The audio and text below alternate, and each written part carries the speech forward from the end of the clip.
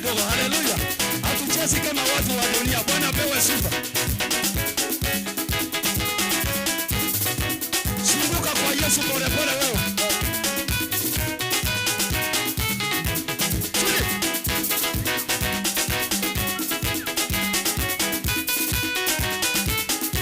Sasa nataka uweke komando wa Yesu. Weka namna hii. Weka kwa komando wa Yesu wewe. Komando wa Yesu jamani. Mpe Bwana sifa na utukufu jamani.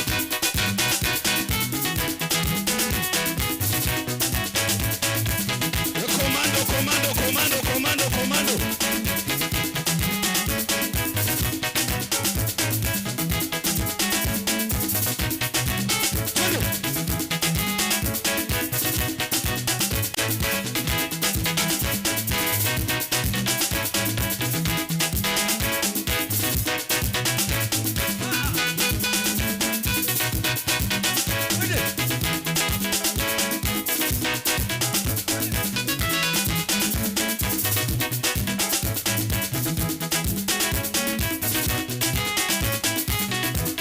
Sasa weka namna, weka stance.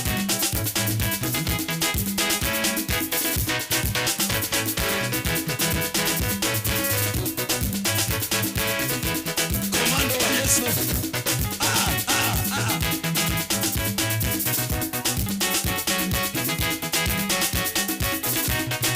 Sasa weka mikono yako juu namna hii.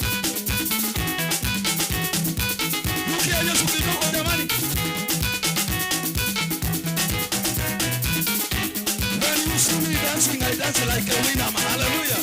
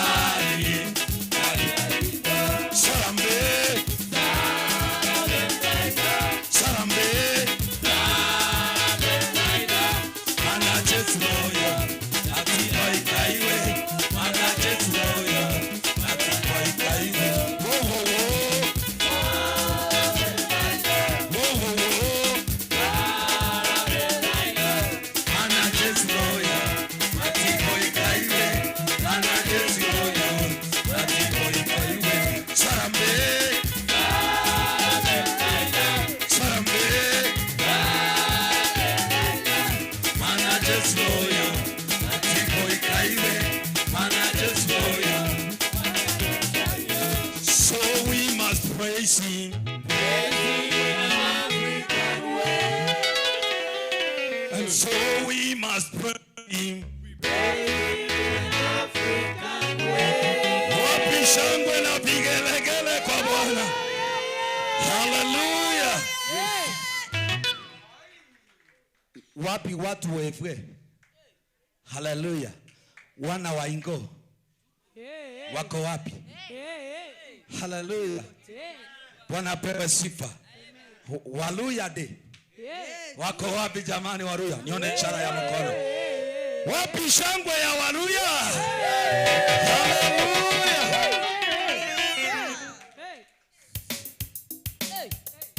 Nataka hiyo mapeka iende jamani.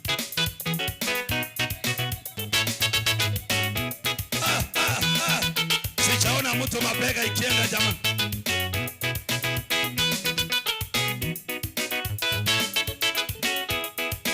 Ukisikia inakuingia, weka hiyo makofi pole pole. Nisikie makofi ya Waluya jamani.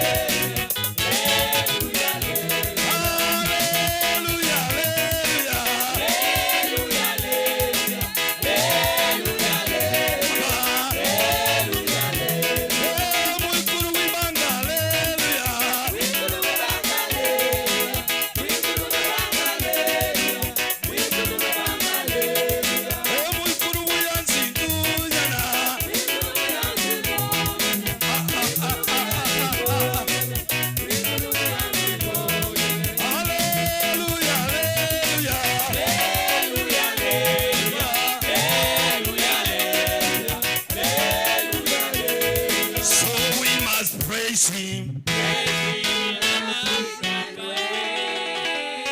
So we must praise him. Praise him in an African way. Wapi wacharuo ndani ya nyumba ya Bwana? Hallelujah. Yes. Najua wacharuo wana dansingi kwa maringo kidogo. Bwana Yesu apewe sifa. Amen. Wana dansi tu, hawananga haraka. Hallelujah. Amen. Bwana apewe sifa.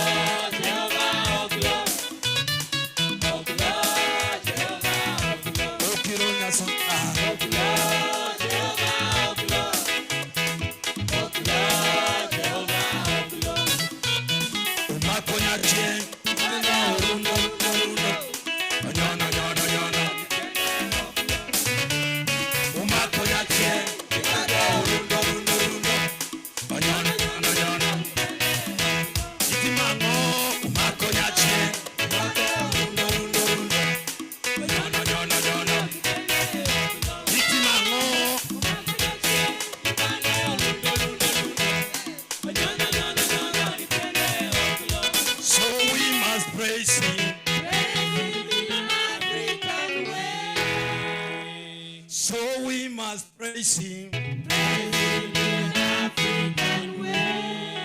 Hallelujah. Wapi watu wa nyomba? Haleluya.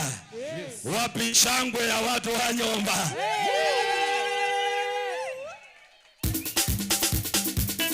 Nataka uweke mkono wako juu namna hii.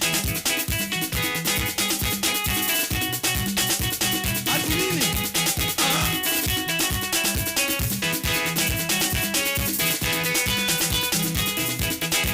Tupigie Yesu makofi mazuri.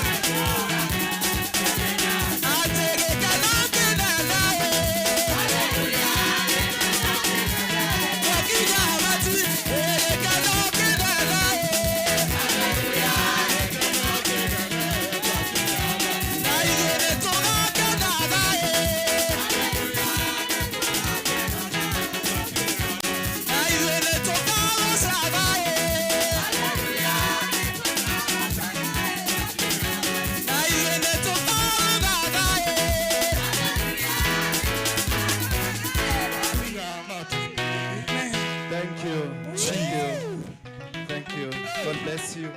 In the mighty name of Jesus Christ. You be blessed. Mbarikiwe. Munapoenda kusoma mbarikiwe. Mbarikiwe sana. Thank you. Twendeni kule nyuma kwa kilasi yenu. Then from there we will be able. Tunaweza kuketi tu. Just be seated as we thank God. Father, I thank you. I give you glory and honor because of the special occasion that you've given us. You are the Master, you are the King of Kings, and we adore you because you are Adonai. In Jesus' name we pray. Give me some high. Mpatie mwenzako high five. Basi mpatie 10-5. Ni 10-5. Ni high 10. Ni high 10. High 5. Then we have hello. Bwana Yesu asifiwe sana. Thank you, praise and worship. I can see now the discipline is getting into your head, but you are noted. You are at about 0.5%. You need to work hard, extra. Yeah, just amujafika moja. So work hard to make it, because what I want is about discipline. Praise and worship is all about discipline. And if you don't have discipline when we are ministering, then we have no business being here. Sendio? Discipline. Now it is 7 a.m. hapa in the morning. Menielewa? Sangapi? If somebody comes after 7 a.m., do not touch the microphone here. If you're a leader, the same with us. All of us. We must instill the discipline. I am normally here at 6. So we will not allow anybody to touch the microphone if you came after 7. We have no shortage of people who can serve. Or do we have a shortage? Do we have any shortage? We don't know. So no pampering, no what? Discipline must be adhered to. I have my friend here, father, the only married father in this world. And I've seen him. Can you mwambie tu atutolee misa? Sara Maria, umejaa neema. Thank you. Na utuambie tu usalimia watu, lakini as you greet people, niliangalia kwa TV juzi. Nikaona sijui ni kama ni California, either California ama New York. Nikaona wasichana sasa wamekuwa altar girls. What happened? Na kuna mama mwingine hapa alitoka huko. Okay. Hawachagi tulale, anasema service ya altar ni ya wanaume tu. Hata Catholic kule ametoka ni wanaume tu. Sasa nimeona wasichana. Yeah. Nyinyi wewe ndio mlipidwa wakati ulioa? Asante sana Apostle. God is good and all the time. Bwana Yesu asifiwe. Nimerudi. Apostle alikuwa ananiuliza kwani nilikuwa wapi? Nimekuwa na mission huko pande ya Kirinyaga every Sunday, na leo kwa bahati mzuri tukakuwa na occasion hapa Uhuru Park leo jioni. Niruhusu Apostle nieleze hii kwa sababu inatuhusu sisi wote. Tuna maombi vijiria hapa Uhuru Park jioni kwa sababu ya mothers wale wanaumia sana kule nchi ya Haiti. Hata mkiangalia hii t-shirt inaitwa Africa for Haiti. So tumeanza kuungana vikundi mbalimbali, makanisa, madhehebu mbalimbali, organizations ili tuweze kushirikiana na wale na solidarity na wale watu wako huko nchi ya Haiti. Na mimi huambia watu haikuwa tu ati America na UN wamechagua Kenya, ni kwa sababu hii mambo mnasikia ya revival na nini inahusika sana na nchi ya Haiti, kwa sababu wakati hiyo nchi, kwa sababu ndio ilikuwa ya kwanza ya mtu mweusi kupata independent, wakati watakombolewa, wakati watajisimamia, watasimama wao wenyewe, mtu yote mweusi in the whole world will be liberated. So that's why tunachukua nafasi hii, na wale ambao wataweza mkitoka jioni kuanzia saa 10 hivi mmekaribishwa, na kama hautaweza tumepanga kwamba saa 6 between 6 and 7 unaweza washa mshumaa kwako nyumbani, useme hii mshumaa na shirikia kwa sababu wale wanateseka. Kwa swali ya Apostle, ni kweli tunajua, tumeona kwamba the issue of mnaita the boy child imedidimia kila mahali. So si ati ni sheria iliwekwa ndio ladies ama wanawake waanze kuhudumu katika altari ama nini. Ni kwa sababu wanaume wamekuwa wakitoroka. Hata sio kanisa nyingi sana, unaweza enda in the whole world ukute percentage like hapa naona wanaume na wanawake percentage iko almost the same. Most of the churches you see 90% are women and 10% are men. So what do you expect? Sasa wanaume wachache, si obvious wanawake wata take over. So naweza sema hiyo ndio sababu hata so tuambie wanawake don't try to take over here. Wacha niseme kitu. Jana nilipata invitation, kuna mtu anakuwa ordained leo. Na nilipata invitation ya ordination ya anaitwa Mary Lincoln. Na kwa hiyo group nikaandika I have a verse God has spoken to me. Na ilikuwa 1 Timothy 2:12 na 1 Corinthians 14:34. Unajua zinasema nini? Unaweza niruhusu nisome? Hebu angalia hiyo verse.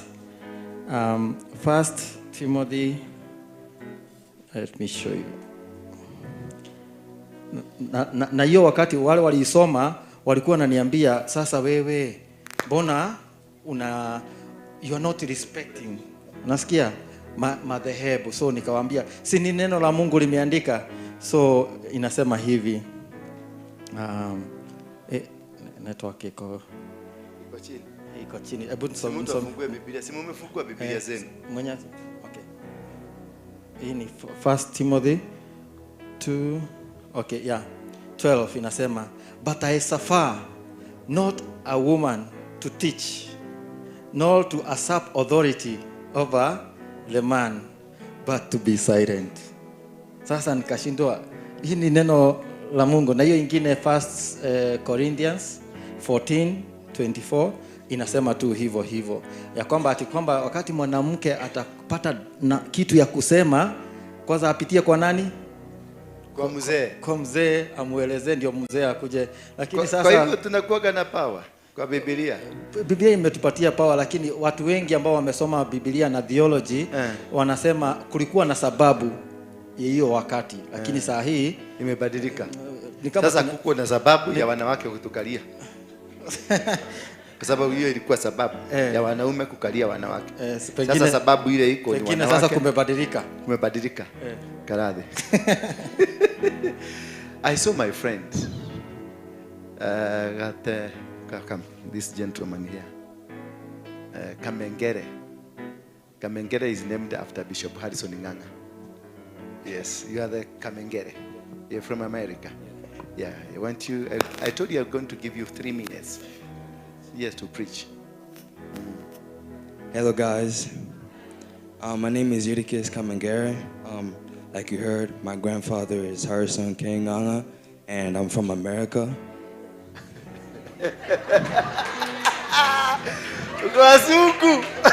Wasuku. Go on, don't worry, go on. As you heard, Apostle told me last Thursday or Friday that he's going to give me a time to minister, and he said 10 minutes, but today's 3 minutes. Oh, so 10 minutes. I said 10 minutes. Go ahead. Okay. So I want to minister from the book of Genesis. So if you can turn to Genesis. Come here. This is where your grandfather was studying. Come here. Okay. Yes. So I'm going to minister from the book of Genesis. Chapter 1, verse 3. And God said, let there be light, and there was light.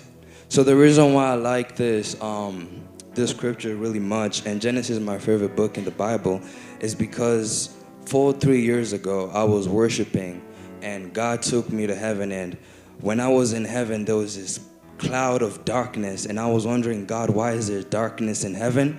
And God was sitting behind me, and he said, say the word. And I said, let there be light. And in front of me, all that darkness disappeared. So as a Christian, your power lies in your mouth. A lot of you guys, sometimes, you're wondering, why is this going like this? Why is this going like that? Why is the economy bad? Why is this going like this? But the power that God gave you and the power that God gave me is in the power of your mouth. The Bible says that the power of life and death is in your tongue.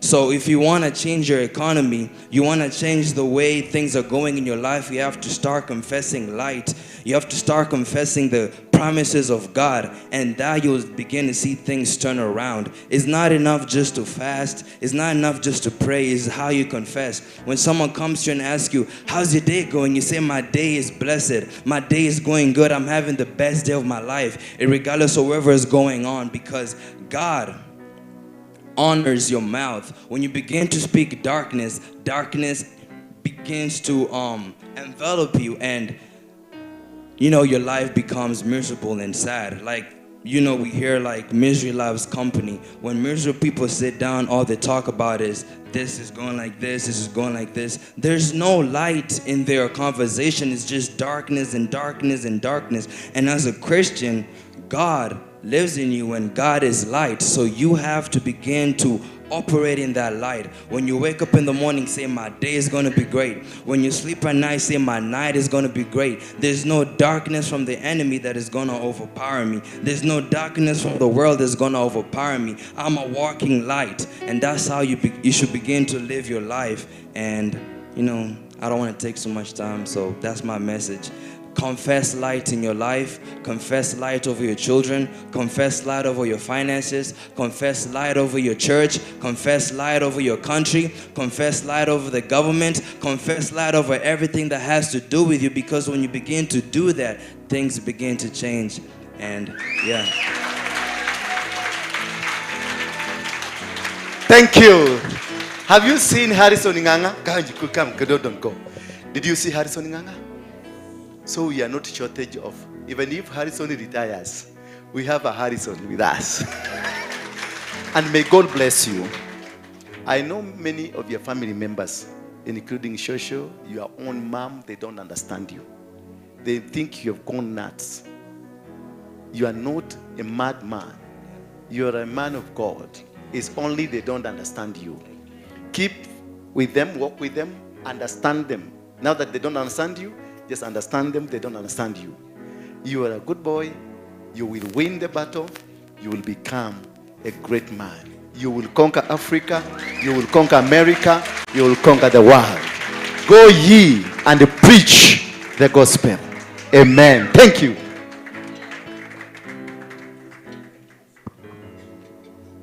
That is how we grow people. Sindio? Kwa sababu si guka yake alikuja hapa akanimwagilia mafuta. Why can't I pay back? Mimi nimelipa deni. Nyie torai hau. Nyie ndire kuri haga na mutinamenya nimelipa. Sasa kuna kitu tutaulizana na Kamegere. Kamegere mse. Tumelipa deni yake, enda upreach. Si ndio? Hata nilienda kwake akanipatia mafuta. Okay? Ajokia mafuta mama. Amen. Anoint people, they will be healed. Bless people wherever you go, they will be healed. Go start by anointing your own mother. She's sick. Okay? Go anoint her. She'll be healed. Amen. Inye toraga ihau na madhire. Unatakaje? Utaki kusalimia kuja. Kuja tu, acha kuogopa. Kwa kuja kwa mtu kimuoga. Hawaja kujua, sijai kusikia story yako ikiongelewa hapa. Nataka pia na wewe kuongelea story. Praise God. Praise God again. My name is Ashalin Njoki.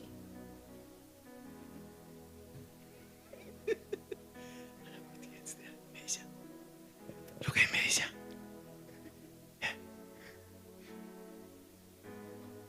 Imeisha. Huyu ni mtoto wangu. Huyu kuja Shalini kuja. Huyu na Joroge wameachana na miezi ngapi? Sasa tumepata story ya wiki hii. Then nimekaa chini. Oh my God. Ninyi da ko mutugira ka story mwaikaraga mwebisi. Mwebisi kwaja matdh mwaikaraga meke. Mwebisi. You know when you don't become, see like this gentleman, if you don't give him a chance to speak, there is something in his head, in his heart. If he cannot disseminate, aachilie. Hiyo kitu ndio mnasemaka ni mwenda wa simu. He's not a madman. But the pressure in his head, And the pressure in his heart, that is why he's behaving, he's talking, he's seeing. He will tell you, I'm seeing the angel. You are not seeing the angel. That's what will you say about him? Mtoto yangu ameanza kushikwa na mwenda wa simu. Sidio? So when you see somebody is growing and you see somebody likes talking, give him the talking. If you are, this woman likes talking. Tengeneza kakitu kamzuri kake kakuongea. Keep them busy. There are people who are talented in talking. There are people who are talented in being silent. There are people who are talented in sleeping. There are people who are talented in many things. So according to the talent you have, we give you that chance. Sindio? That is distributing equitably. That's the policy of the government. And I am a policy maker in the government. So you distribute according to the weaknesses of the people. Hallelujah. Not to the strength, because that is a weakness. But if we go to the strength, we empower you. Like that man now. Hivyo nimesema atakuwa. You will become. Because that is my role. Na hivyo wewe kama ni wa moshene, hivyo nimesema uo ukipatiwa moshene utakuwa hivyo. Yes, have a power to bless and to do what? To curse. Why can't I use the Bible properly the way it has said? If it is to bless, I bless. If it is to curse, hapo sasa mnasema Bible haijasema hivyo. But I will not want that to end happen. I want to have a blessed generation, a people that are willing to go ahead, because I want to build as many of you become independent men and women of God, preaching the gospel, taking the gospel to the thousands and millions of people in the whole world. You will go. If you become very careful, if you become very diligent, if you become very observative, you will become. Utaenda tu. Utaenda, kwani Waruige alifanya nini Mungu ndiye apatiwe hii? Na ndivyo walikuwa mnachukia Waruige. Na sasa Waruige ndiye anahubiri hili neno. Si unaona huyo Mungu ni Mungu anajua kubalance maneno mzuri. Kama ingekuwa ni wewe, si wewe ndio ungekuwa hapa, Waruige angekuwa hapo. Si ndio? Mdogo etole, kama ni wewe Nancy, si Waruige angekuwa hapo na wewe ukue hapa, kulingana na venye umelelewa na venye umekuja na hukuhusika na kikundi haramu na hukukaa mtu haramu, ulikaa mtu mzuri na ulienda shule mzuri kama gari kubwa pale, si ungekuwa mimi ningekuwa padio. Lakini naangalia huyu Mungu anajua kupaka maneno. Anaangalia ile hati uko nayo na ile Waruigi yako nayo. Nikiwa huko bado nilikuwa nasaidia watu. Nikiwa huko. Unajua ile tulifukuza Waidi hapa kwa barabara. Nilitaka wa Kikuyu waingie wapate maduka. Si walipata maduka? Na wakatajirika, wakanunua magari. Sasa hiyo unaweza kusema nilifanya vibaya kwa sababu nilifukuza Muhindi moja kwa duka. Nikaeka watu 200. Mungu ataangalia huyo mmoja, ataangalia watu 200. Niambie tu ukweli. Huyu Mungu kwa sababu is a justice God. Wewe uko na duka moja ya kunyanyasa Waafrika. Sasa mimi nimekuja nimefukuza yeye nikamtoa kwa duka. Ndio niweke Mwafrika mwenye alinyanyaswa akae mzuri. Sasa Mungu atakama ni wewe. Ndio uliona maombi yenu ilikuwa inagenda, inaroga mwaba kwa mawe, inarudi. Inakurudilia, unaambia nenda sasa usikilize huyo mtu. As much as you think he is a bad man, go and listen to him because he is carrying your word. That is why you are seated here. And I want to bless you because of you coming here. I want to thank God because he is gonna bless you. And one day you will give a testimony. Unajua kukaa tu chini ya Waruige ni testimony. Can you just imagine Ian sitting at the Waruige? Is it not a testimony? Could you have imagined that you can sit there and listen to me? That Waruige can come and tell you, go, kazi yako imepatikana. This guy had applied for a job 5 years down the line. The papers were lying and the dust walikuwa kwenye vumbi. Then I tells him, utapata kazi. He goes in 10 minutes as he's walking home. A call because of an interview he did 5 years ago. Not the interview he did yesterday. An interview he did 5 years ago. Then he is called, come, go job. Tomorrow prepare. Hata hakuwa amenunua nguo za kazi. Alifanya harambee. Because he was not prepared for a quick miracle. He was just waiting and believing God is gonna do. But the God that is operating in this man is a very quick God. Because there are things that have to be fixed very quickly. The revival is with us. We are delaying. Imagine a father like this one. Na sasa father, mkiombea watu wa Haiti, mkiwaombea vizuri, na waombea, muwalete hapa. Hii madhabahu ndio itafungua Haiti, si bunduki. Ende waambie hawa watu. Bunduki haitafungua Haiti. haitafukua. You are wasting your time. Na uambie Ruto na watu wake, they are wasting their time. Haiti is connected to Kenya spiritually. Haiti is the first African nation, 1804, is the first African nation to gain independence from the white man. They are carrying the independence of the black man. They're the ones who fought and they are associated with the Mau Mau. They're the first people to chase away a Mzungu, to set themselves free. So that is why America and the British, they are trying to use Kenya to suppress them, because Kenya and Haiti are one. So they are using Kenya to go and kill the revival. And it will not work, it will backfire badly. Because God is in control. Haiti does not need any wrecker squad, any GSU. Haiti needs 100 Kikuyus from Muranga to go and cultivate bananas, guashe na doma, watu washibe. Revival in the answer. That is all they need. They don't need a gun. Haiti does not need a gun. Haiti, whatever those guys you are singing, anaitwa barbecue. Barbecue is Dora Waroige. He's a Mogeke man. Yeah. I didn't need a gun to change my life. I needed Jesus.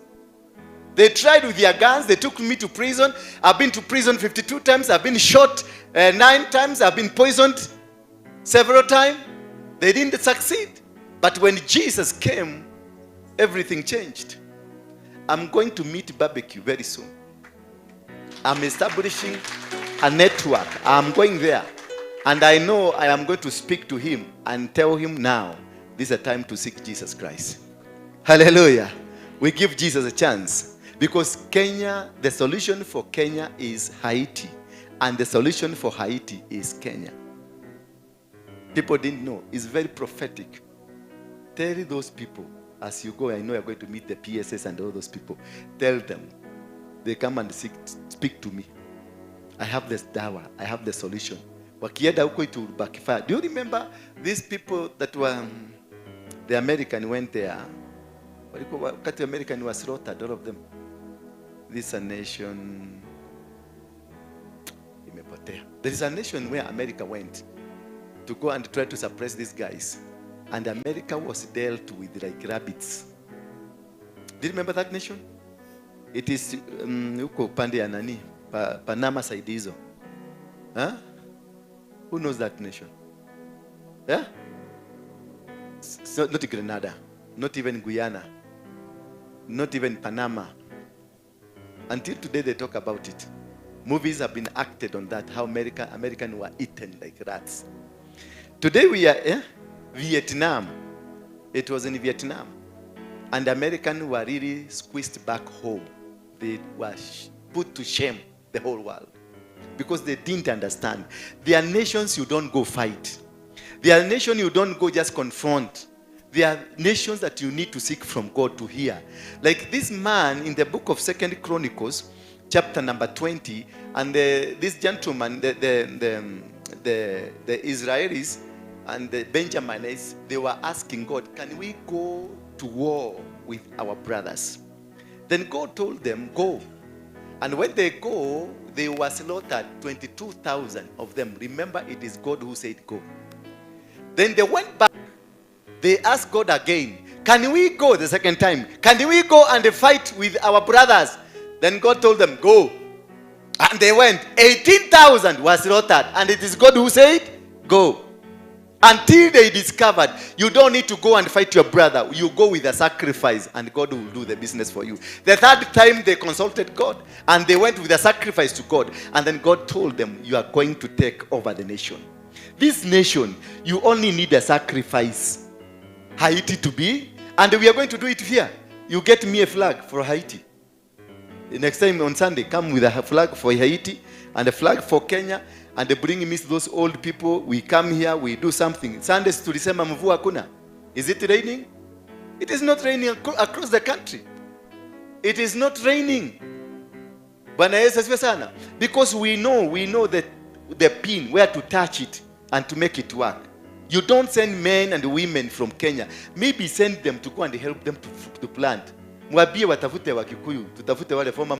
There is no illegal group. You are the one who is illegal. Who is illegal in this world?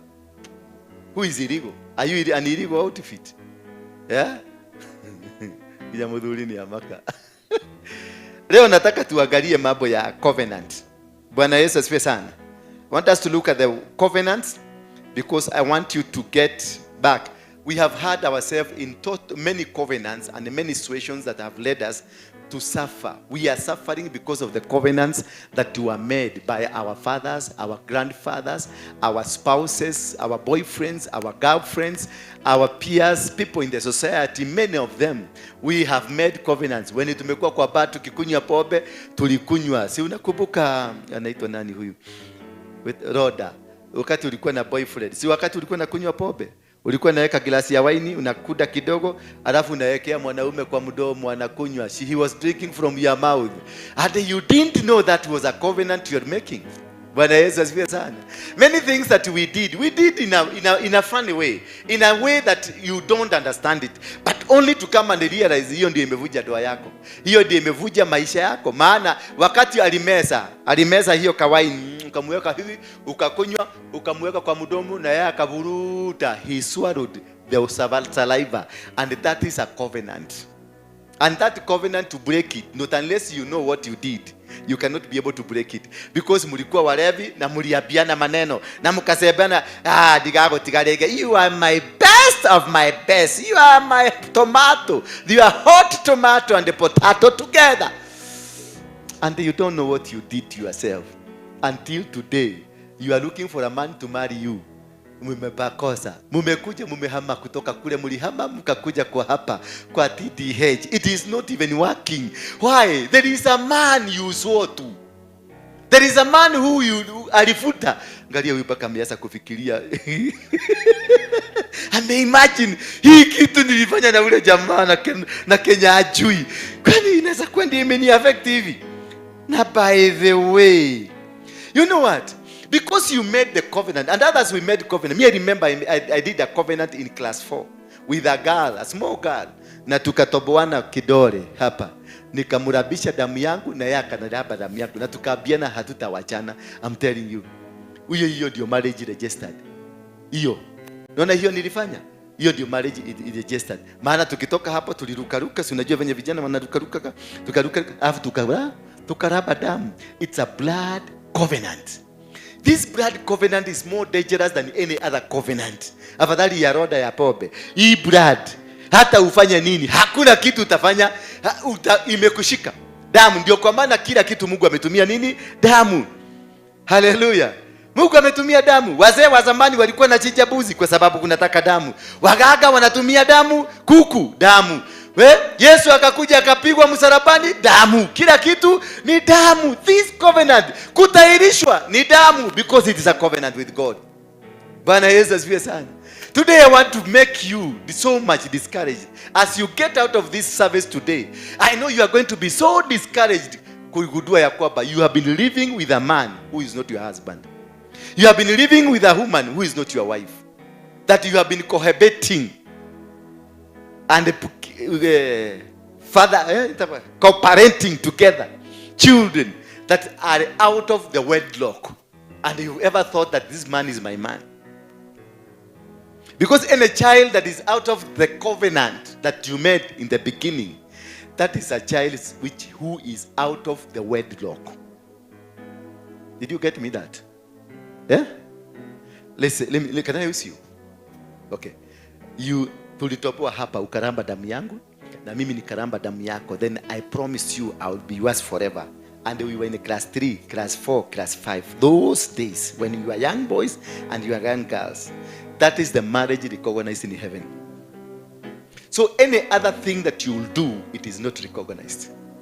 Because they go to the books, which marriage was registered first, and which altar that was used to register that marriage. Bwana Yesu asifiwe sana. Now you get me? Yeah.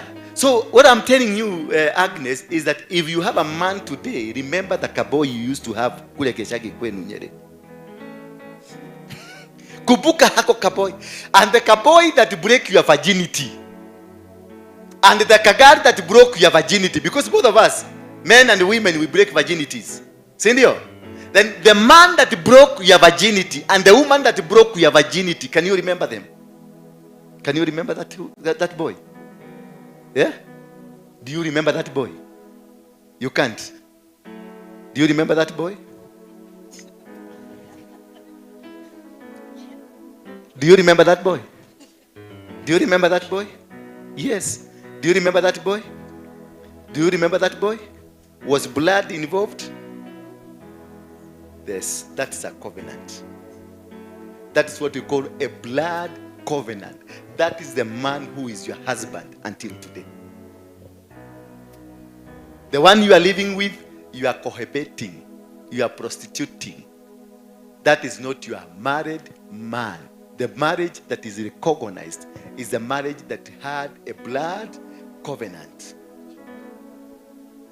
That's why I told you you are going to get out of this place so discouraged that you want even to hang yourself. But I pray you are not going to hang yourself. You are going to rectify this mistake, because even as myself, I'm suffering because I remember the words. We were in class 5. I remember the words I spoke to this woman. And this woman later became so prominent in this country. She was a governor. But later she died. And how she died a very mysterious death. Though her marriage never worked. My marriage has never worked. Until I was able to do the study on covenants to understand what kind of covenants I made. Now you look at your marriage, see backward what kind of covenants that you have made. Ni magano magapi, ni magano yapi ulitengeneza, uliogea. Sasa huyo ni wa kwanza mwenye alivuja. Alafu sasa kuna yule sasa tulirapa na damu. So that is covenant number 2. Kuna sasa wengine walikuja wakati nilikuwa mlevi. Tulinyonyana hivi mdomo, tukamumunyana, tukaekana pombe kwa mdomo na mwingine kwa mdomo yake na tukaabiana maneno. So hiyo nimewekelea covenant nyingine. Kuna wale sasa nimekuwa nikifanya ngono na wao, one after the other one. Tunakuwa tukiongea. Of course, katika hiyo maneno kuna maongezi mengi sana, na maongezi ambayo ni ya kwenda biguni. Ukiuliza huyo mtu after 10 minutes anakuambia mimi sijaongea, kumaanisha you are in another world, making vows in another world, and those words are standing. Bwana Yesu asifiwe sana. Najua leo kama maji, hata shiriki kianguka mtu utasikia. Bwana Yesu asifiwe sana. Because all of us, we need to retrace back. We need to go back ndio tuweze kuangalia ni wapi makosa ilifanyika. Why do you find yourself lazima ukikaa kidogo unakuja unaomba unasema Bwana, naomba hiyo makosa sitarudia tena. Rabarina rara sekerere. Unalilia Mungu kwa sababu tuliambiwa kwendeni mkalilia Mungu. Unalilia Mungu na ukitoka hapo after 1 hour baada ya kililio unakutana na boyfriend yule wa zamani and you cannot resist. Hiyo kililio unaambia Mungu ngoja kidogo. This man I loved him. This man nilimpenda sana. Hata alienda safari America nikasikia heart broken. Na sasa Mungu kumeniletea na nimekulililia inaonekana ni hapa. Unarudi kwa ile mtego tena. Kwa nini? There is an altar that is controlling you. You're trying to get out where you are, but inakuvuruta. You try to run away from it, inakuvuruta. You're trying to stand against it, inakuvuruta. Unakuta we are so weak in this altar. Bwana Yesu asifiwe sana. You are so weak, you are powerless. When these altars that we made covenant nazo, we covenanted our life, we covenanted our blood, we covenanted our bodies. It is so difficult for you to be able to come out of it because you even don't remember. Hello. The other day I met when I did that expose yangu ya the exes. I asked my all exes to come and we talk together. Ni tufuguane. One ex came. Na hizi ex alikuja, mimi na Petrinanga nafanyanga ofisi ya serikali. We've been meeting na ananisalimia. Mimi sikuwa najua na sikuwa nakumbuka alikuwa ex wangu. Because we were drinking all over, moving things and doing things all over. So I never remembered huyu anakuaga. Sasa wakati nimesema my ex wakuja akakuja akaniambia you remember? Nikamwambia don't remember you very well but I know you are working in certain. Nikamwambia si unaonaga ukikuja na kupatiaga heshima. Kwa sababu wewe ni baba mtoto yangu. Nikamuuliza niko na mtoto mwingine. Akaniambia your son now is 23 years. Nikamuuliza, when did this happen? You remember the day we were in Nakuru and we met in a hotel? Do you remember? Okay. Nikarudisha nikakumbuka, this girl tulikuwa na yeye. Tukapika kamuvinyo kamzuri, tukapika kamuvinyo, kisha tukaenda kwa room na tukarara. Kumbe niliachilia Bego. Na aliniambia, you promised me that sitakuacha. I'll be yours. Since then I've never found a man to be with me. Akaniambia, since then I have been struggling with your son. Na mimi naogopa, wakati ulifanyika mogeke ukakuwa mogeke mkubwa, niliogopa nitakuletea mtoto niue. Sasa mimi nikasema wacha tujifiche na mtoto wetu. Lakini I have been dying in silence.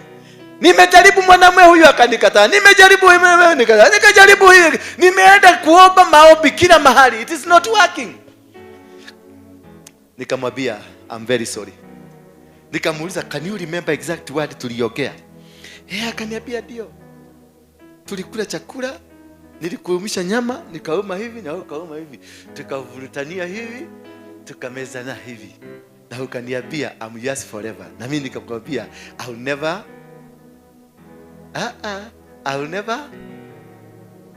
hiyo ingine. I'll never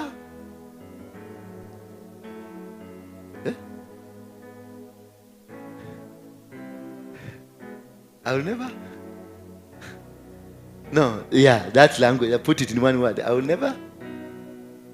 No, not forsake. I will never cheat on you. I will never cheat on you. She has never cheated. She has been trying to cheat. Lakini akashida. Anashikana kimwanaume wakipagana vizuri, kimwanaume kinahepa. Sasa alipouliza kimwanaume kingine kilikuwa kimwokovu kipasta, akakiuliza, ni kwa nini uliniwacha? Akaniambia, nilienda wakati tulienda kwa hoteli tukakula tukakunywa. Si uliona nilichukua simu nikatoka? Nilikuwa nimesimama hivi nikaona yule mtu wa Mogeke amesimama mbele yangu. Mimi nikatoroka. Sasa akashindwa mtu wa Mogeke ameikilia wapi? Na akatoroka na akaenda. And this has been happening to her. Kila wakati akipata kimwanaume anaona kuna kitu kimesimama. Most of us, we have these challenges because there are those men that we made covenants with. There are those women that we made covenants with. Now you try to make a step, unaifail. Ndio unakuta mwanaume amelala na wanawake 20, si kupenda kwake. Na usimuone ni kama ni prostitute. He is not a prostitute. Kuna maagano fulani ambayo ina frustrate effort zake. Anajaribu kuwa mzuri kama mimi najaribu kuwa mzuri. Mzuri, si mimi ni mtu mzuri. Bwana Yesu asifiwe sana. Say I'm a good man. Yes, look at me, I'm a good man. Lakini angalia vitoto ni 21. Sasa nashindwa, hii yote ilitokea wapi? It was not intentional. Completely not intentional. I never planned for any one of them. Apart from the 3. I never planned for the others. Ni ile nilikuja na nimefukuzwa na polisi, naenda najificha kwa huyu. Na nikienda kwa huyu, inahakikisha ni wakati ule Bego inatakikana. Sasa unaona hiyo ina organize hiyo altar ambayo ina operate kwangu, ina organize maneno vizuri mpaka ndio niwache Bego, inawacha mark. Ninaenda kwa huyu the same timing, unakuta ile time ndio huyu ndio serikali imeamuka kunifukuza, ninaacha Bego. Na inakujaga wengine unakuta wanakuwa na masturbation. Why do you have masturbation? Masturbation will only come wakati unaenda kufanya a deal, wakati unaenda kufanya interview, wakati unaenda kuingia kazi ya kwanza, wakati unasikia kuna kitu mlifanya kadiri fulani, unaenda kupata pesa, ndio unasikia roho ya masturbation inakuingia. Na unasikia unahitaji kabisa. Ukimaliza sasa ndio inakuja na kuuliza, wewe kati sasa umefanya nini? Si unajua masturbation is demonic. Sasa ni shetani anakuja na kuambia, si unajua masturbation ni demonic. Na wengine kwa sababu ya ile altar, unakuta unaenda kujipanga kufanya kazi, unaota ukilala na mwanamke. Ukiota ukilala na mwanamke, ukienda kule unasema unakuta barua ni regret. Lakini jana wewe ndio ulikuwa number 1 kwa interview. These altars, they are orchestrated, organized, planned to adhere to a covenant that you made. Because the covenant that you made is a demonic covenant. So it was given a legal standing. Whatever you do, there are police and there are army that are coming to look at you. Are you fulfilling the words that you said? Wewe Margaret, kale kamjaka kijana kale kalikuvuja virginity yako, ulikabiaje? Ulikashika ukakabiaje? Sasa hiyo ndio legal covenant, legal understanding ambayo umeandika, na imeandikwa kwa mwili wako na imeandikwa kwa damu yako. Kwa hivyo wakati unaenda kujaribu kutoka kwa hiyo covenant inasimama, inakwambia do you remember? Sasa kimwanaume kiako na hivyo kilikuwa kinakupenda sana, unaona kimeanza kuacha, unampigia simu anakuambia I'll call you back. Hata unasikia lugha ile anaongea ni very official, very official. I'll call you back. Maana amekubushwa, wachana na huyu mwanamke ako na maagano mahali fulani. Wachana na huyu mwanamke, ni bibi ya wenyewe. Sasa in the spirit you are known as a wife of somebody. In the spirit there is a spirit controlling and empowering. Na ukienda kufanya jambo lolote unaona wanakuja wote wanakuuliza unapeleka bibi yetu wapi? Because you have a covenant with the demons, sexual demons. That is zimetumwa make sure this woman is not married. She got a covenant. This woman, this man, make sure hataoa because there is a covenant. So what is the covenant that has covenanted you? Ni maagano magani? Hiyo ni ya sex. Kuna ingine tulifanya ya waizi. Mimi wakati nilikuwa Misri tukiwa na wanogo, kuna kitu tulikuwa tunafanya, tunaingia tunazunguka hivi, tunazunguka mahali mara 7, kisha tuna make words, tunazungumza maneno mazito sana, na tunafanya maagano mazito sana, kisha tunainua bunduki tunasema I will die by the gun. Bwana Yesu asifiwe sana. Na sitauza mwenzangu, na sitafanya kitu, na sitasaliti. Hawa jamaa wamekufa na tulifanya maagano na wao. Jamaa mienda amepigwa risasi na polisi na tuliagana, hatutawachana, tutakuwa kitu kimoja, na sitafanya hii na sitafanya hii, na wamekufa. Sasa I am alone standing on an oath. I am alone standing on a covenant that other people, they went, they disappeared. So when I try to do anything alone without them, ina backfire. Because we agreed, sikila hakuna mtu atawacha mwingine. Kwenye biashara tukifanya, tutaishi pamoja, tukifanya hii pamoja, tukienda hii pamoja. So what happens? Nikijaribu kuondoka peke yangu inakwama, because there is an agreement. Sasa nikienda in the spiritual realm kufanya kitu hiyo, watu wengine wanaonekana, kuna ulizo hawa wengine ni nani? Kuangalia hauwaoni, sasa haujui ni nani. Maana in the spirit they won't tell you ati huyu ni fulani na huyu ni fulani. So hiyo maagano ndio inakufanya nini? Inakuvuka. Na ndio wengine hapa kanisani tuko hapa, we are pastors, we are bishops, we are prophets, but bado kwenu kwa sababu grandfather yako alifanya maagano na miungu iliyokufa. Gomi walifanya maagano na miungu iliyokufa. Na hiyo miungu iliyokufa iko huko, na kuna mango yako mwenye anataka kumwaga kauji, akifunua taska hivi anamwaga chini, akifunua moyo tena kidogo anamwaga chini, and revive the altar that speaks in your family. As long as there is one person to service the altar, nyinyi yote kama mmeokoka na hiyo altar ilikuwa kubwa kuliko nyinyi, mnajikuta mmerudi huko, mnajikuta mnafanya maneno yale, because there is somebody one that is servicing the altar. And if the altar is serviced, unakwambia kama guga yako ndio alikuwa mugaga, na inategemea alikuwa mugaga wa kijiji, mugaga wa district, mugaga wa province, ama mugaga wa nini, wa taifa mzima. How do you know alikuwa mugaga wa taifa nzima? Nenda uulize. Guka alikuwa mugaga, alikuwa anatembelewa na watu wa aina gani? Kama alitembelewa na Mukaba, unajua ametoka kwa tribal, ameenda regional. Kama alitembelewa na mtu wa coast, ametoka region hii, ameenda region hii. Kama alitembelewa na Mukisi na Mujaruo na nini, unajua that was a national mugaga. Kwa hivyo kuvunja madhabahu ya national, lazima utafute mhubiri ambaye ako na nguvu ya madhabahu ya national. Na kama ulitembelewa na mtu ametoka Amerika, hata kama ni Mkenya, na mtu alitoka Uganda hata kama ni Mkenya, na mtu alitoka South Africa hata kama ni Mkenya, akatembelea huyo mugaga, meaning ugaga wa huyo msee ni international. So you need somebody equivalent to international level kuvunja hii madhabahu. Wengine wanakibiaga kwa kapasta kale ka huko nyumbani kwa sababu kanafanyaga mavitu. Anafanyaga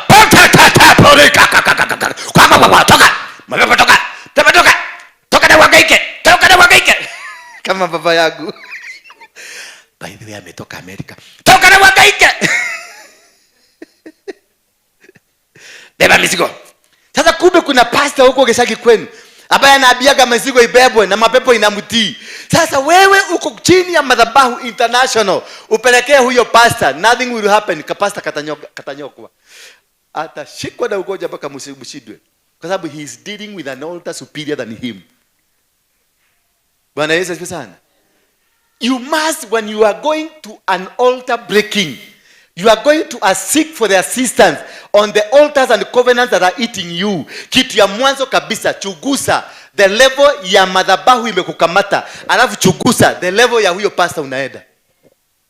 Kama pastor wenu anaishia pale Rugai, Bugari kubwa, kwa hiyo kaploti kako na ingine, don't touch, don't go. Ukisikia bila madhabahu imekushika, yule mtu alikuwa ametembea Uganda, ametembea Tanzania, ametembea Burundi, huyo mtu ni international. You need an international anointing to break it. Hallelujah. So covenants and altars, they are local and international. Yule ukienda kwa sub chief, kuna maagano ya sub chief kule. Ukienda kwa kuna kabarua utaandikiwa na sub chief na kuna tupesa utalipa. That is a covenant. A chief has a power. Bwana Yesu asifiwe sana. A chief has a power, legal power, spiritual power. You are chief, you are local chief. Ako na legal power na ako na nini? Na spiritual power, because he is acting on behalf of the presidency. You look at his office, office of the president.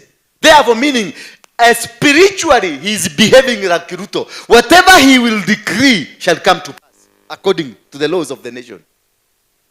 Therefore, when you are going to the local chief and trying to deal with a national altar, a national convention, a national covenant that was signed by a PC, you go to the chief will refer you back to the PC. Saizi hatuna PC, atakwambia uende kwa DC. Ama ukienda kwa DCC atakwambia there is regional, kuna yule mkubwa wa region ya Kiambu, Murang'a na Nairobi, kuna yule regional ambaye ana act kama PC, huyo ndio atakwambia go and sign this letter there. Ukishindwa hapo anakutuma to a court of law. Why a court of law? Because in a court of law, who inaugurates them, who swears them in, it is the president. So they have a higher authority. That is why a court of law can be able to nullify anything. Even what was said by the president or done by the president, they are able to nullify and say this one to be done this way, because they have an authority based on them by their national power bestowed upon the president. That is why a court can nullify an election of a presidential election, and that's na iendelee hivyo. Simara alisema irregularities and what? Walisema ni irregularities na nini?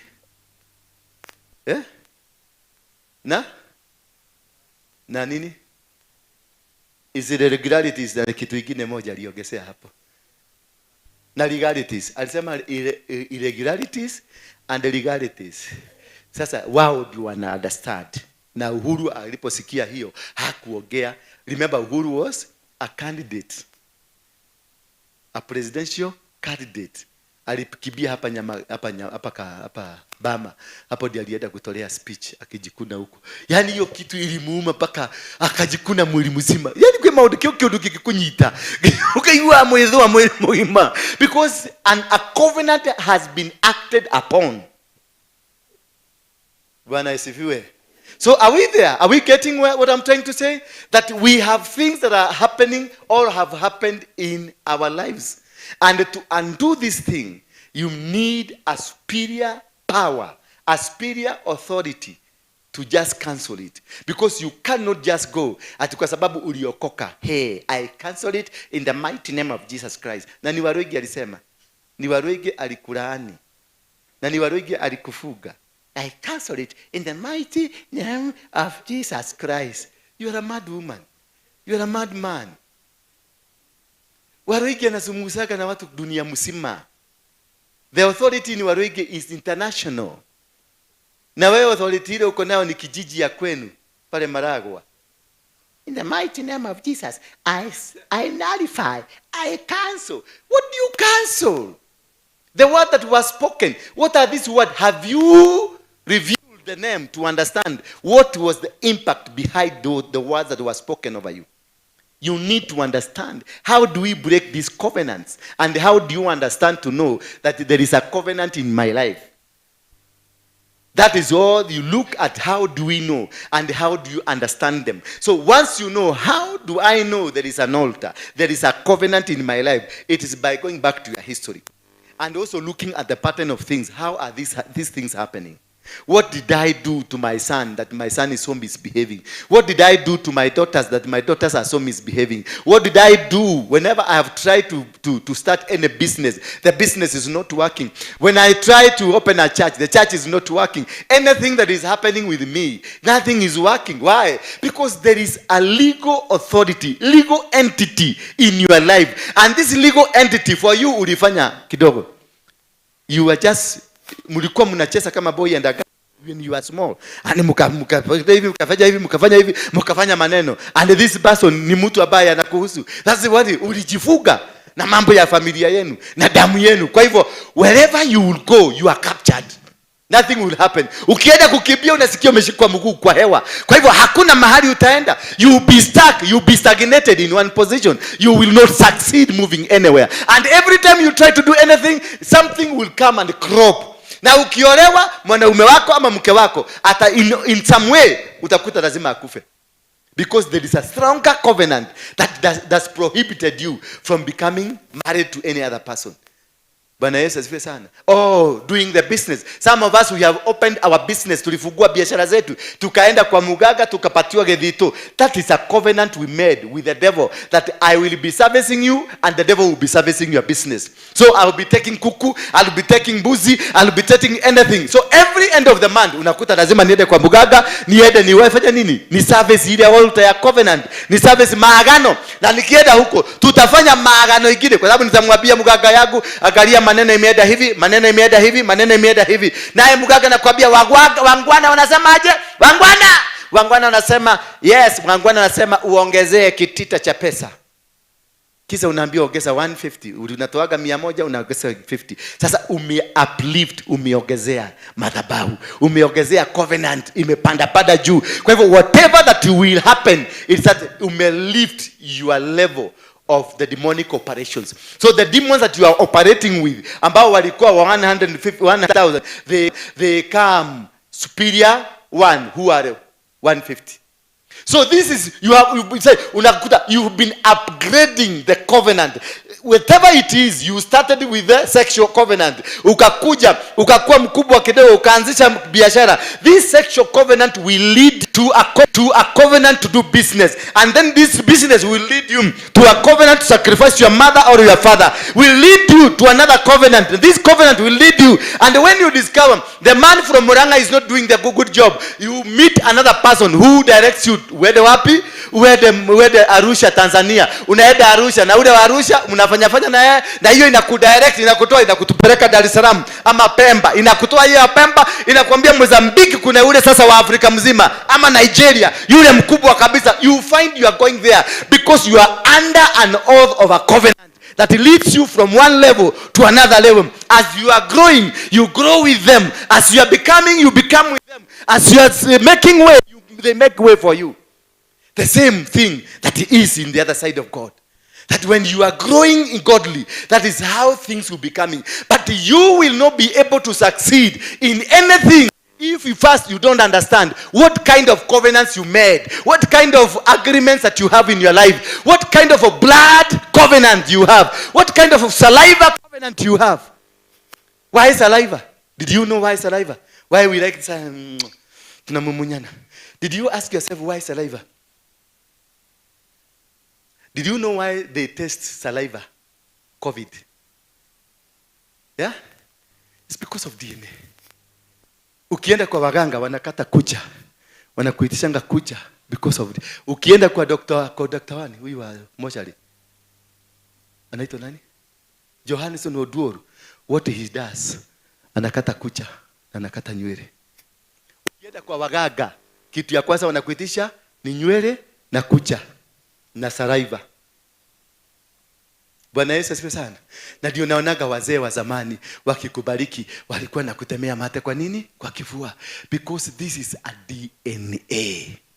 So the covenants are not made out of a DNA of a human being.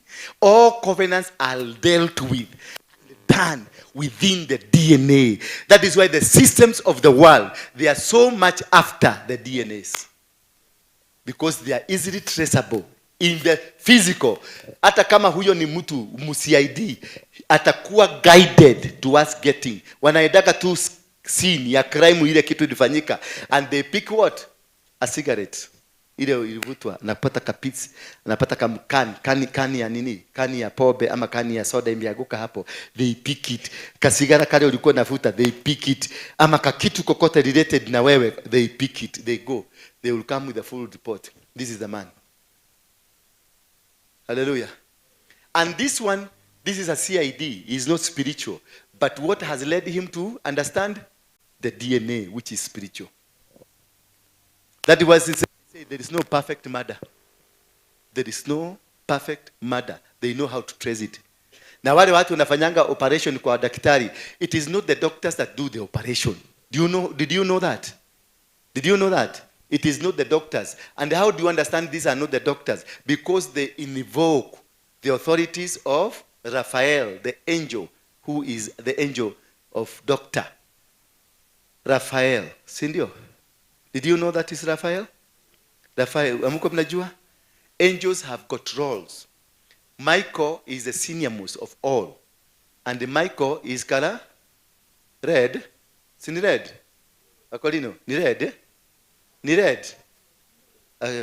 Michael neke? Ni blue. Michael is blue, the color of authority, the official color of authority, the corporate color. He is in charge of earth, the 7 archangels. Then we have who? Raphael. That is why you call Jehovah Rapha, because he is Gai Muhonania, God the healer. Bwana Yesu asifiwe sana. Then we have Gabriel. Gabriel, kazi yake ni gani? Kala yake ni? Is white. This is now color. This is now, they are invoking Gabriel to be given messages. You invoke an angel depending on the situation. There is Ariel. Ariel is color red, the color of wisdom. Zedekiel is color of? Zedekiel is the angel of prosperity. He is yellow. Ukiona watu wanapenda mayellow yellow wanakuwa wako sawa sana. So go to your wardrobe and see the clothes zile umepanga, zitakwambia which angels operate with you. Go to your house, angalia ile rangi umependa kupaka sana. Utaona that is the color that you like the most. It tells you angels. Na ukiona ile marangi umeweka mingi, kama umeweka blue, umeweka hii, that is the kind of angels that you are operating with. They might be 2, they might be 3, they might be 4. I was talking about Raphael. When the doctors go for the operation, they wear green to invoke the authority of Raphael. So when they go wakikuekelea kwa ile kakitu ya kufanya operation, they don't talk. Kila mtu wako vyake, kila mtu anafanya, and they are operating very well. They are coordinating nicely. Unasikia 12 hours of operation, hawakuchoka. They were standing doing the operation. What was leading them? The angel. So therefore, you must be able to understand what is this that was invoked in your life that has caused you to suffer the way you are suffering. What kind of a covenant that was made between you and whoever that was there. And whoever, may it be a man, may it be a woman, may it business, may it kule kazini ambao mlienda, kama kuna kazi ambazo zinafanywa under secrecy, kazi kama ya intelligence, it is done under secrecy. You cannot be able to come out of it. You cannot be able to reveal. Mpolisi ni polisi hata kilitaya bado anakuaga polisi. Jeshi ni jeshi hata kilitaya bado anakuaga jeshi. Huyu mzee anasema ni father, bado ni father yeye charismaster, lakini kule Rome anamtabua, anamjua. Huyu akirudi huko Rome atampokea na mikono 3 na atapatiwa madaraka immediately ndio asirudi kumisbehave huko nje, maana amesbehave. Ameletea kanisa aibu kuoa mwanamke. Wewe fagile maudo mashoneke.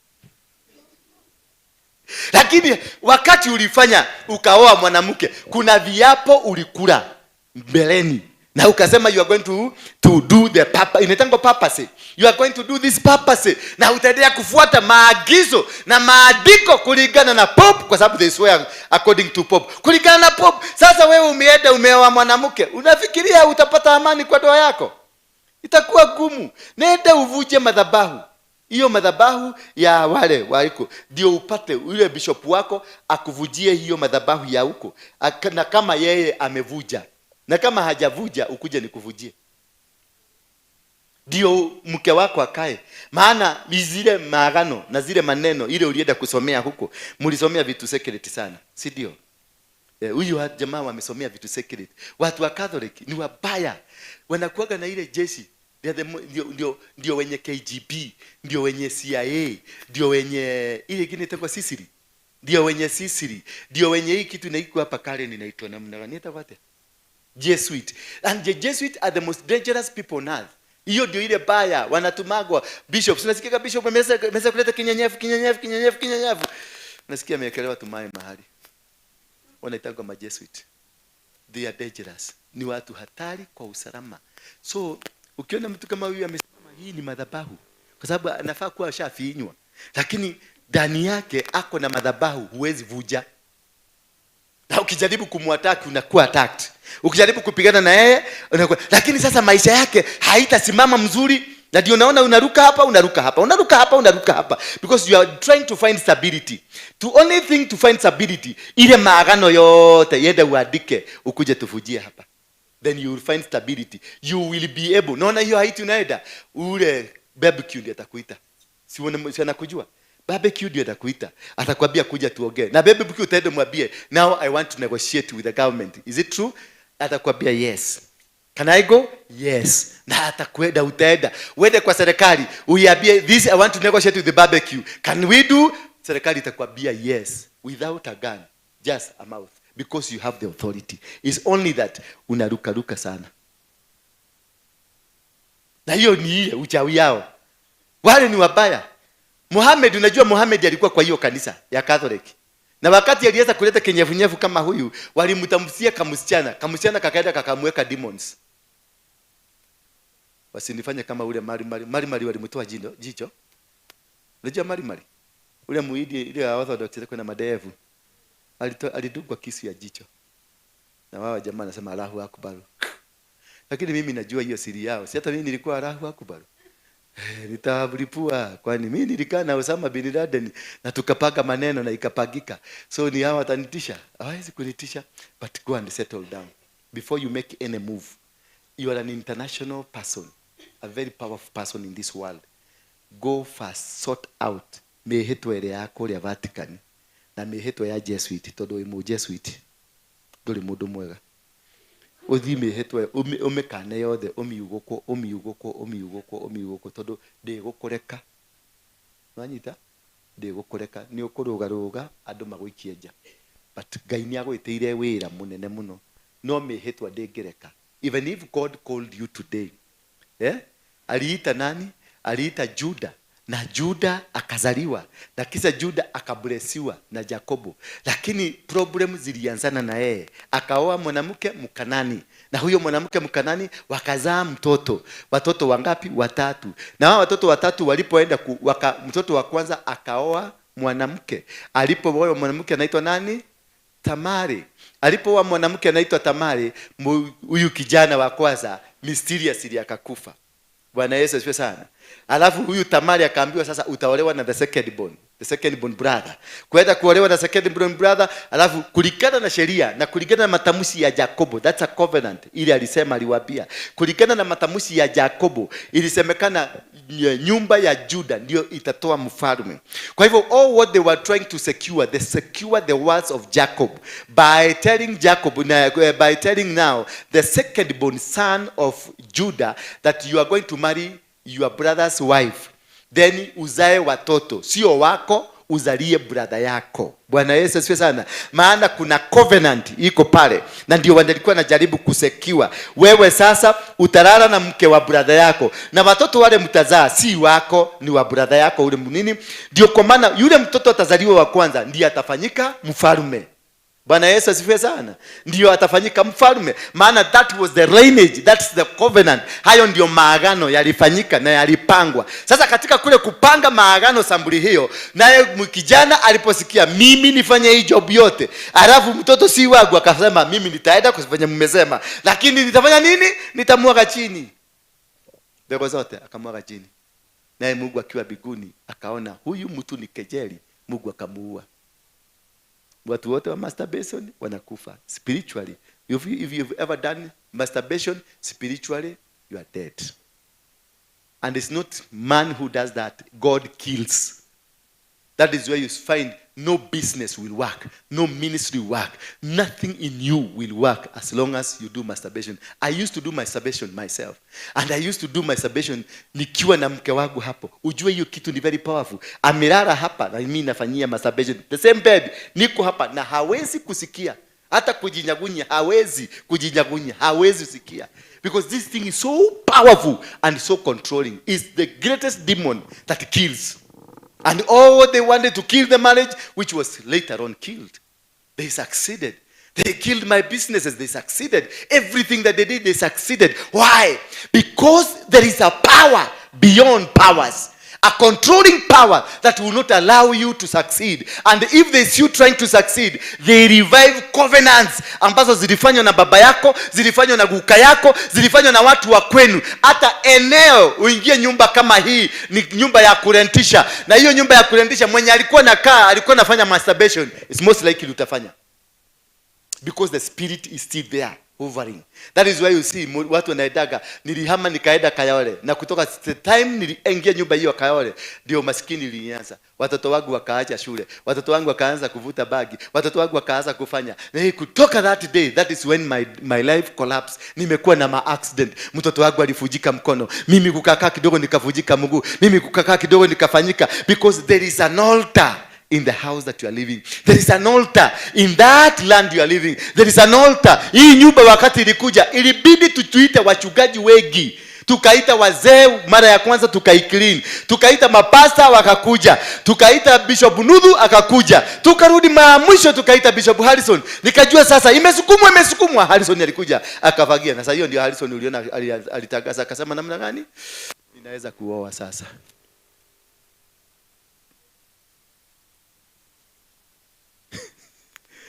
Ya mama na ulisa na bono ujawa. Ni process ali-initiate. Si kusema kwa sababu alitangaza siku hiyo that is what have to happen that night. No. He initiated a process that is working. Until such a time God wants me to do it, it will come to happen. So, kajaka break kidogo. Process is not it may take even 10 years from now. Utakuwa umezeeka. Utakuwa hauna meno ya kukula nyama. Kayamu, awe. Mwedwa. Na mimi bado nahubiri injili. Ndio unaona hakuna kitu inaweza kunirudisha nyuma. Maana wakati nilisikia nimefunguliwa, nilianza kwenda na hakuna kitu kinaweza kunirudisha nyuma. Mimi ni kwenda tukiendaga nikihubiri neno. Kwa sababu this is what I was called for. This is what I was told to do. And when I'm in it, I'm so happy. When I'm in it, I'm so delighted. And I love my God because of empowering me. After every day, another day He gives me new strength. Another day He gives me new strength. Another day He gives me new power. Another day He gives me a new liberation of understanding myself. And the more I understand myself, I'm able to remember a covenant I did with somebody. Bwana Yesu asifiwe sana. Kwa sababu hawa wazee walikunywa kiapo kama huyu mzee mwingine alienda wapi? Oh, kijana niko hapa. Oh, yes baba. Hi.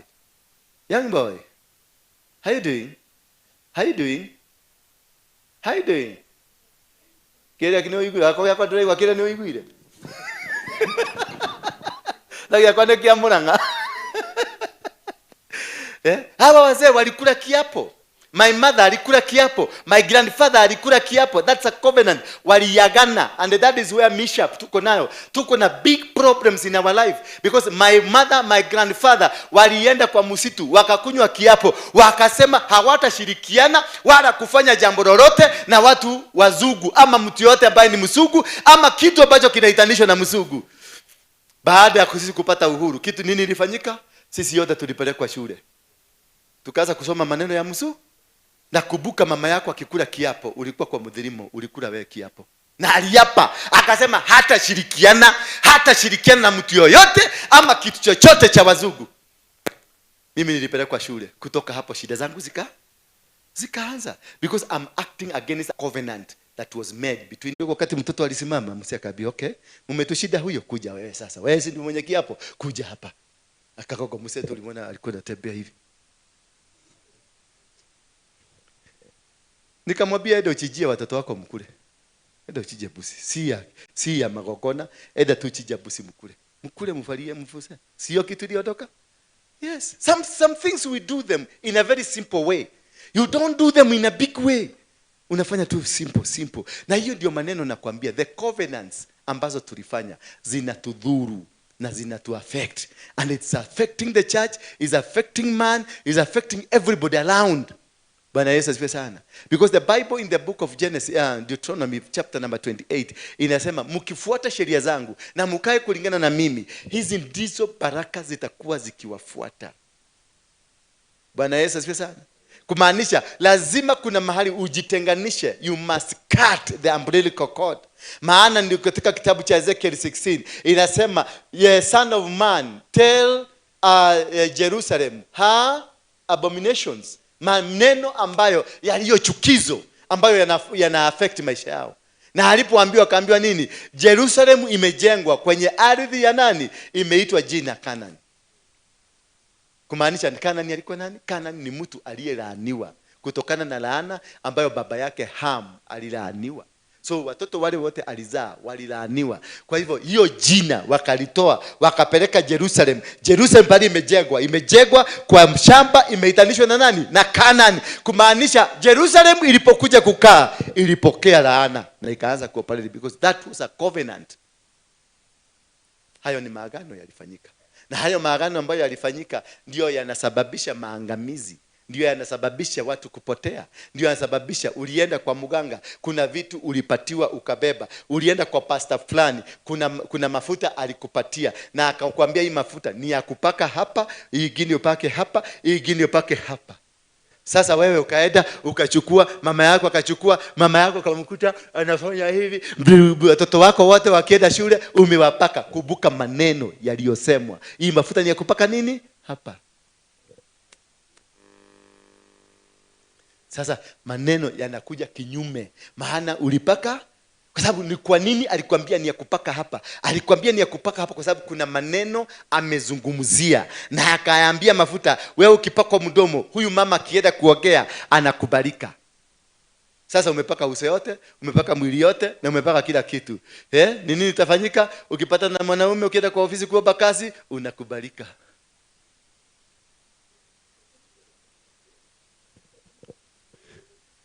Bwana Yesu asifiwe sana. This is what has cost you.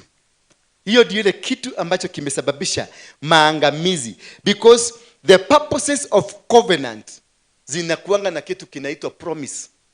Any covenant iko na promise. If I made with you a covenant, I made a promise to you. I spoke to you. No matter what kind of a covenant it is, there is a covenant, a promise. And a promise is fulfilled either by you or by your generation. Any promise you made, any makosa ambayo nilifanya, nisipokata sasa, watoto wangu watalipa. Daudi wakati alichukua mke wa wenyewe na akafanya yale maneno alifanya, mtoto wake alilipa. Bwana Yesu asifiwe sana. Wakati watoto wa Juda walifanya makosa na Juda mwenyewe akafanya makosa, akalala na yule mama anaitwa Tama, walizaa watoto wawili. Anaitwa mmoja anaitwa nani? Perez na Zera. Alipozaa watoto wale, sasa badala ya watoto wa Juda kuleta kizazi, sasa Juda mwenyewe akaleta kile kizazi kupitia kwa huyu mwanamke ambaye alikuwa bibi ya watoto wake wawili. Na kutoka hapo kukaingia kitu kinaitwa delay ya kufulfill the promise of God. And the delay was from then, if you read the book of Matthew, can you give us Matthew chapter 1. And from there, from Matthew going through utapata ya kwamba from Judah akazaa watoto wawili kwenda hapo, the promise of producing a king was fulfilled in the 10th generation. The book of the genealogy of Jesus Christ, chapter 1 of Matthew, says the book of genealogy of Jesus Christ, the son of David, the son of Abraham. Remember Abraham, ndiye aliambiwa atazaa mfalme. But now let's see. 20 please. Quickly. Wow. Judah begot, now Judah, not the sons. And Judah begot these children with the wife of the two sons. Judah begot Perez and Zerah by Tamar. Perez begot Hezron. Sasa nataka Juda, tuanze namba kutoka kwa Perez. Juda amezaa. Hiyo ndio kizazi cha kwanza. Perez na nani? Na Perez na Zera. Now useme Perez begot Hezron. Anza kuhesabu 1. Hezron begot Ram. Ram begot Aminadab. Aminadab begot Nahashon. Nahashon begot Salmon. Salmon begot Boaz. Boaz begot Obedi. Obedi begot Jesse. And Jesse begot David. Until up to the 9th generation, that is when Judah was able to produce a king as per to Jacob's blessing. Why? Because of the mistake, covenant mistakes that were done in the initial stages. Bwana Yesu asifiwe sana. So, how many years was a generation then? A generation then was 150 years during those days. So, this is a 10th generation. How many years are those? 1,500 years later. That is when the word of Judah was fulfilled.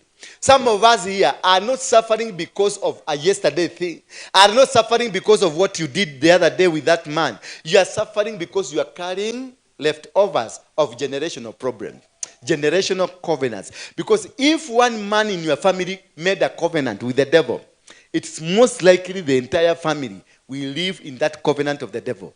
If one person in the family made a covenant with God, it is most likely the entire family, whether you like it or not, you will always discover yourself in the covenant of God, in the blessings of God. Kuna watu tu wakitengeneza pesa ikifika 1,000, 1,100, 1,200, there must be a reason for the money to disappear. Because there is a covenant of limitation. There is a covenant that was broken somewhere. And this covenant that was broken somewhere, it is asking for things that needs to sustain you. It needs to make you go ahead. Makes you to succeed, to go. When I understood all these covenants that were operating in me, I decided to start breaking them by invoking and by speaking them. Mukiona naogea hapa, naogea kikitu kibaya nilifanya. Wewe cheka tu, I am releasing myself because I am doing confession. I saw yesterday, kitu inasukushwa sana, ya huyo naitwa Benny Hinn. Ati alifanya maneno. And everybody is sending, and everybody is condemning nani? Benny Hinn. Kumbe Benny Hinn ulikuwa mkora. I'm telling you, Benny Hinn is now clean, like a slate.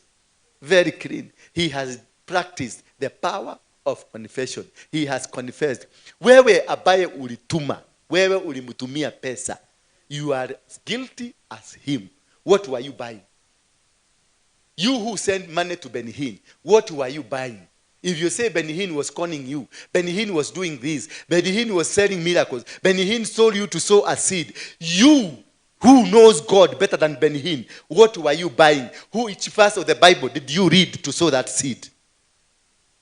So you are as guilty as him. If you have ever done anything, that now you come and start condemning Waraige, amekula pesa yenu. Wewe hiyo pesa ulitoa, ulikuwa unanunua nini? Mulikuwa kwa soko gani? What was the purchase price and what was the selling price? And what was the market? What were the covenant? What were the conditions that made you to buy? Why did you buy a miracle? Didn't you know that there is a God in heaven? That he has taken billions of money. That he is supposed to return. Mimi nirudishe. Natengeneza kikosi ya kuwaroga. Did I ask you? I went to my television and I said, sow a seed, and you sow. What did you see for you to see us to sow a seed? Ulipanda nini? Ulikuwa unanunua nini? Did you ask for the receipt? Did you ask for the receipt for what you sow? Then you say, I send my 1,000, I send my word. You are equally as guilty as who? Now Benny Hinn has gone to the Lord. Na ameambia nini? Na ameambia dunia mzima, I did this. He has confessed. That's the end of the game.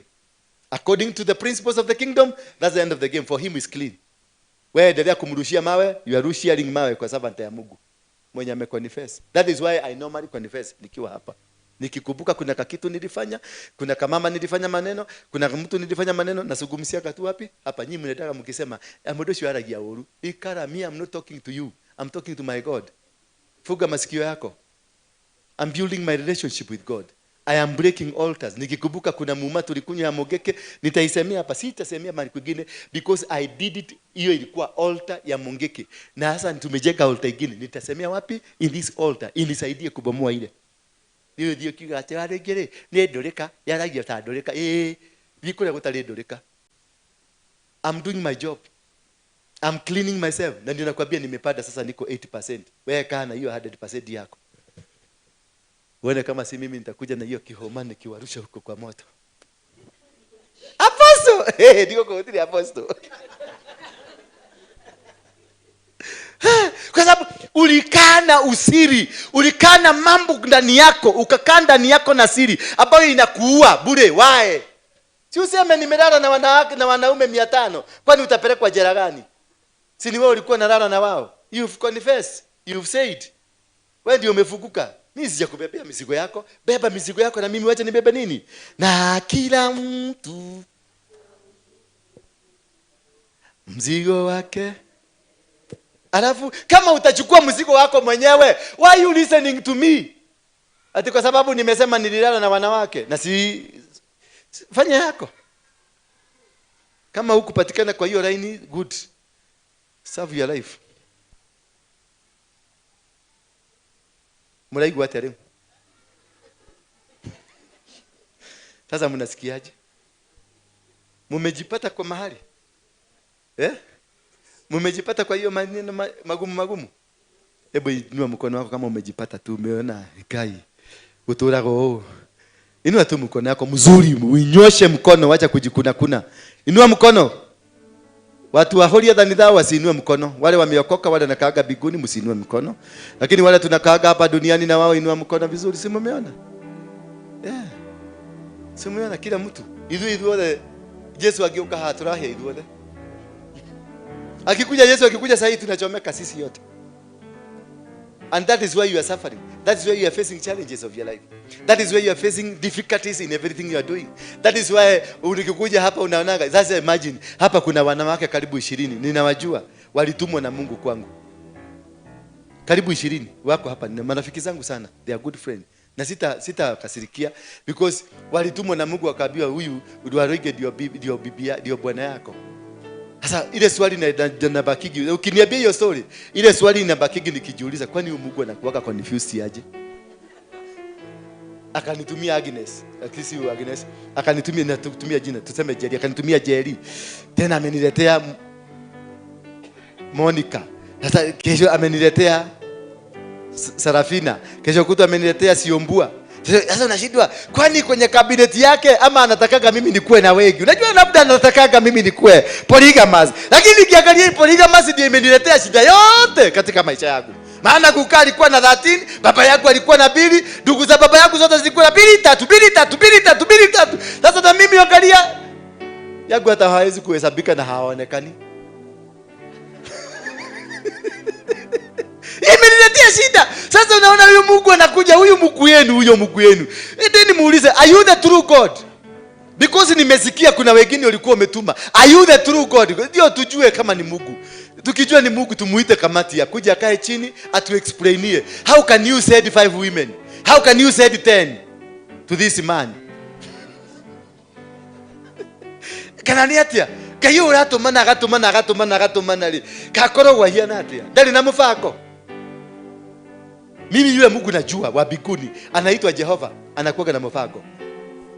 Is a God that will never change. He has never changed. He is the same yesterday, same today, same tomorrow. Sidio?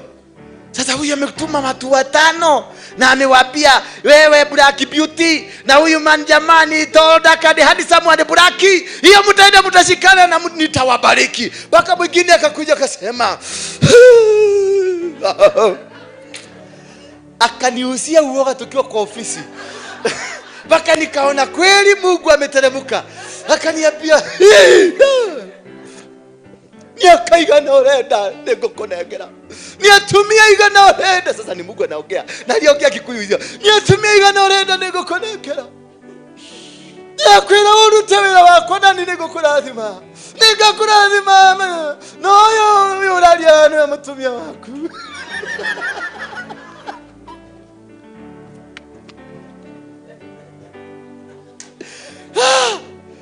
Aki nilitoka kwa ofisi kama nina sweat.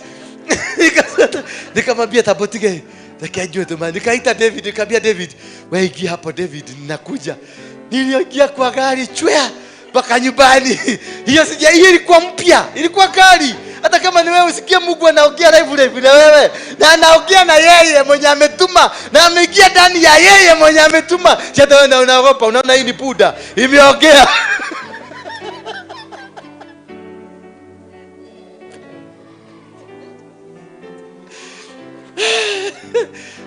Kuna puda ya adia. Ni Baraki na Baramu. The Buddha spoke. Ikamwambia wewe mse. Huku hatuweti. Sasa yeye alikuja personally. Unakuwa unaongea kati. Mimi nilienda mpaka nyumbani. Kufika nyumbani nikakuta maisani ya kwa nyumbani akaniuliza, "Daddy, why what's wrong?" Nikamuuliza, "Why you came too early?"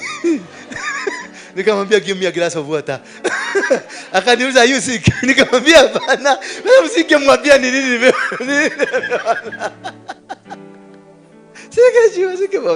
Sikimwambia ni nini nimeona. Nilimwambia, "Give me a glass of water." Akakimbia akaona this is serious. Akaleta glass of water nikakunywa. Nikamwambia, "Give me another one." Akaniambia, "Ai, Daddy." "What is it?" Nikamwambia, "Just give me a glass of water." Nikakunywa. Akanigusa, "Are you having headache?" Because I was sweating. Encounter Mungu. Encountering God in your office. That is not a joke. God using the same material that is going to be your material.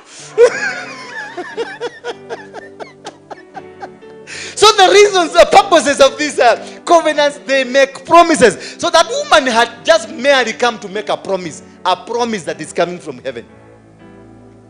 To entangle me into a promise. Anifuge. Sasa angalia, nilitoka kwa Charity jana. Nimejifungua kutoka kwa Charity, huyu amekuja.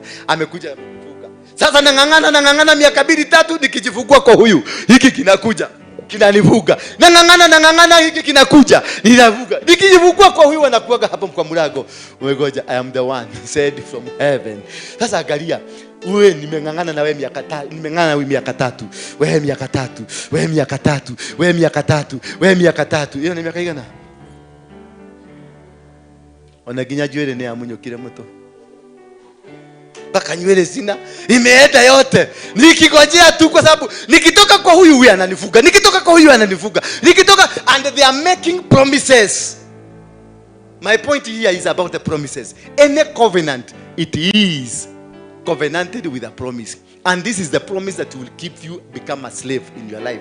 It will keep you struggle. In whatever you do, you will be struggling. Because every single time you'll be trying to come out of it. But once you come out of it, you find Wajiro waiting for you. You come out of Wajiro, you come, Atieno is waiting for you. And when the time for the covenant comes, you easily go. That season, that day of the covenant, because you uprooted yourself from this, easily you go, because there is a power that is speaking over your life. And it's not a power of yesterday. It is a generational, and it might be 400 years old. Now see, you are operating under a generational problem that is old as 400. Meaning, whoever that is controlling you, ni kamuseka miaka 400. Unaweza kufikiria umeoa mzee na kwa hiyo ufikirie ni 35, tuseme ni 35 ama for that. Unaweza kufikiria huyu ni 35 umeoa, peleka kwenu, uende ufugue. Ndio ungekuwa thina nanga kunia. Utumetoega, uthiko higorera kwa nyumuci, thina hiko kiogo. Kumbe mama ni wa miaka 600, unadini na kitu ya miaka 600. Ile laana iko ndani yake. Ile kazi, ile covenant iko ndani yake. Ni miaka 600. Tawe jirani wewe kanite na wewe uko katika ulimwengu ya kiroho uko na miaka 70. Ta imagine ukihora gathe kena experience ya miaka 700 gatura gathino karora maundu gagutwarire mekuja na kanajua mitego yote, ukinasua hii kanajua kuweka ingine, kakiweka kanajua kuweka ingine, maana kako na experience. Covenant zingine ni experience inatufuga, kwa maana zile kitu kimetufuga kiko na miaka mingi duniani, na hiyo ndiyo imekufuga. Na hiyo ndiyo imekuweka katika hiyo laana huko. Umejaribu kujinasua mpaka utakufa ukijinasua tu. Kinyama kwa kanyara kiremwe kakani agethie. Karaoke wito. ameenda ati arakari yogu arako morogo ntiko koma arako mire tiko gwarago ile amechoka dunia hii maana huyo Kariuki ako na miaka 900 700 years old. Sasa unakuta alikaa ati araigerira hau gete-ine anyitete remote iguru gethiko mugerera maende akaneka atia nikunoga ni gutura uta imagine ucio no kuhete no gwitaga darling na babe tia kodora urunie ketwari ura kuri twari shararuko nigetha umenye what is this that has been happening. You have tried your level best, you've gone to churches, umeenda paka kwa Manyuro, kumeenda kwa Ndekeli, umeenda kwa nani, nothing is working. Umepanda bego, none is working. 310 umetoa haifanyi kazi. Sasa what are you going to do? Unakuta kitoto kiko na miaka gapi, kiko na miaka 7. How old are you? 19. Lakini umesikia kiongea hapa, mnasikia ni kama sauti ya nganga? Si mnasikia huyo ni nganga kabisa anaongea ndani. Na ile kisugu yake ya nganga huko. Anaongea, si ndio? Sasa unasikia nani huyu ameongea? Ni huyu ameongea kama ni nganga. Alafu sasa cheza na mtu kama huyu. Ndio kadine kanioro huko. Ayu yako ya kayo ogwo nego gokere. Kayo ogwo nego gokere. Sasa unasikia hiyo sauti imetoka ni ya mzee na ulikuwa unafikiria unadili na kama mtoto. Ilana inakukamata kwa mara moja na unaisha kutoka hapo, you start suffering. Bwana Yesu asifiwe sana. And this is only what you can be able to come. That is the only by being able to understand how many years are you? Wewe miaka iga na ule. Anaitwa nani?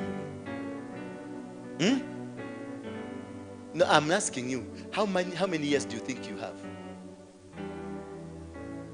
Yes. If I look at you very well, you have 1,500 years. Sasa imagine uhikie mtumia toyo na ina miaka 35. Tiambie, utaisha. Utahangaika kwa sababu always unakuta ni kamsichana kadogo lakini kanataka kukukalia. Ndio kanakuuliza, "Sasa ndio amefika?" Vyake chakula iko hapo. Na ni kama mtoto kadogo, nyama unashika hivi kanachosha kwa mkono. Lakini kwa sababu ile kitu iko ndani yake ni kubwa, anaona ka kijana. Mpaka anakuambia mwanake niko akija. Sasa hiyo kuna kitabu imefika huko na nywele, kwa sababu hakuna wewe unaweza kunyoa hii nywele yako venye ni kastiri wa venye umezeeka. Na mwanake niko waje kama mwanake. Unakuta wazee wamechoka sana. Aje mwanake. Hata nguvu ya kucheka hakuna. Na kale kama mtu kanamuita mwanake nika kitu ni dhigiriri kasigiriri. Bwana Yesu asifiwe sana. Hallelujah. Number 2, any covenant it got terms and conditions. Every covenant iko na terms na conditions zake. Ile unaonanga tukinunua mizigo, tukiangalia hapa kwa TV, unasikia terms and condition apply. Sasa ukienda kufungua terms and condition apply, ulienda kwa Equity ukapatiwa loan ya 200,000, kumbe ulipatiwa 400,000 na hukujua. Lakini ulisign what? Terms and condition apply. Sasa wakati wa kulipa deni ndio unaambiwa hapa kuna kakitu, hapa kuna kakitu, hapa unaambiwa sasa ile deni utaanza kulipa. Kule mliagana ni 50,000, unasikia utaanza na 90,000. Kwa sababu kuna vitu zingine zimeficha. Every covenant iko na terms zimejificha. Na hizi zimejificha kwenye miungu ya familia. Zimejificha kwenye ardhi ambayo mmekaa. Imejificha kwenye mipango mingi ambayo uko kwayo. Hiyo jina yako unaitwa iko na terms na condition. Maana wewe unaitwa Joki, si ndio? Joki kwa Kikuyu ni mtu ambaye alikufa akarudishwa. Sasa wewe you are alitani, ulikuwa ushaenda, you've been returned with what? With the terms and the condition. Lazima utii. Ule mwingine alienda na unataka tukuelezee venye alienda? Ati hapana. Basi kaa na terms and condition. Ukicheza kidogo na kuambia yule mwingine alikufa kwa sababu alikuwa msharati. Tulimuua na ukimwi. Sasa unaanza kuambiwa hizo ndizo terms na condition. Utafanya usharati, utakaa kwenye usharati. Unasikia mwingine anaitwa Kariuki. Kariuki ni kufufuliwa. Alifufuliwa kwa nini? Yule alikufa namna gani? Those are the terms ambazo lazima ukue obligated to follow them. Kule ulikuwa kwa spiritual father wako, yule spiritual akikuombea, akikuwekea mikono, akizungumza maneno yako. Ni maneno gani alizungumza? Alisema tutaishi tukihubiri pamoja, tutaishi tukifanya hii kazi pamoja, tutafanya hii. Alafu sasa kwa sababu ya maligo yako na kwa sababu unajiona wewe ni mtu wa maana, unatoka huko ukimwambia na anaenda kwa pastor mwingine ambaye anasema ndiathire kwa pastor wewe na maguta meigoro. Maguta niwe ti maguta meigoro nini? Si mafuta, ni maneno mlioyasema. Not until hiyo maneno uyajue mlisema maneno gani, ndio huyo pastor umeenda kwake ayanene, ayarivoke. Lakini si ukuja tajigerera kwa kanisa ukakanira kwa kurewa kwa nyitene na madhabahu na ukaigira mtogo tuhutia kiara yako onekani kule nyama. Ukajigerera aye. Ulipeleka mtoto kwa Dr. Onyago na Dr. Onyago hajawahi kufanya kitu kama hiyo, na kwao hawana kitu kama hiyo. Circumcision was circumcisers are called, waliitwa, ni watu waliotengwa na Mungu wakapatiwa. It is a mantle given to them so that they can initiate you. They have the mantle to initiate you into blood covenants. Ni mtu mwenye ni mundu muitiririe maguta, mundu mwamure, ni undu wa gutwara kirekanio gya thakame ya muhiriga wanyu, nigetha tiri unyue thakame ya muhiriga wanyu ihote gukuhe kirathimo. Sasa mwatwarire muruguo kwa Dr. Onyago. Dr. Onyago is a known surgeon. So what happened? It is a surgery that was done, not a circumcision. That is why this man ambaye ulitengeneza akuwe man, he has never been a man until today. Ni kipii kikubwa kilifanywa surgery. Na hiyo kipii hakina terms na conditions za circumcision. Ndio utakuta huyu mtoto anajitafuta, na kujitafuta kwake anajipata kwa wanawake, maana he was never led into the covenant of the father. He was led into the covenant of the mother. So that is why kijana yako anaanza kujitafuta through wa mama, na kufika anakuambia I think I was not born to be a man, I was born to be a woman. Na anaambia I want to be done another surgery. Ya nini? To remove so that hello. That is the power of the covenants that are operating in your life and operating in your children. So when mumeanza kusema ati watoto itale buwero, okay, unakuta mtoto wako in every 10 homes, in every 10 homes, count and also put your home there. The sons are gays as young as the age of 9. They are gays. In every 10 homes, there are 4 sons who are gays, and there are 4 daughters who are lesbians. Why? Because there at the inception, there's something that went amiss. There is a covenant that was laid. There's a covenant that was connected to your son. Therefore, your son is no longer a son, but a woman in the house. And you find everything. Na hawa watoto unakuta ukiangalia hapa, and mwende mfanye uchunguzi. I don't want to condemn them wholesomely, but there is a lead because I've been doing the investigation. Huko town kuna vijana wengi wanapiga picha. Hebu ende waangalie wote.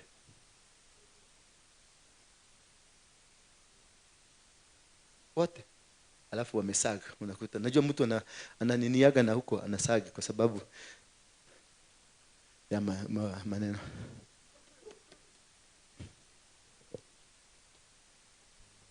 Na covenant yao ya hawa watoto sana inafanywa kupitia nini? Kutoboa masikio, kisha anapatiwa ka earring kako na star. Halo, anapatiwa ka earring kako na nini? Kako na star. Alafu anawekwa tattoo iko na star hapa. Na tusiana tunawekwa tattoo uko nini? Because it is a covenant in that territory. It's a covenant in that kingdom. Bwana Yesu asifiwe sana. Hallelujah. Because a blood was needed to make this covenant. And lastly, but not least because hii kitu ni kitu mrefu sana. The purpose of covenant is either to bear a seed or destroy a seed. It is meant to do what? To bear a seed or to destroy the seed. When now you enter into the covenant of the gay, the seed is destroyed.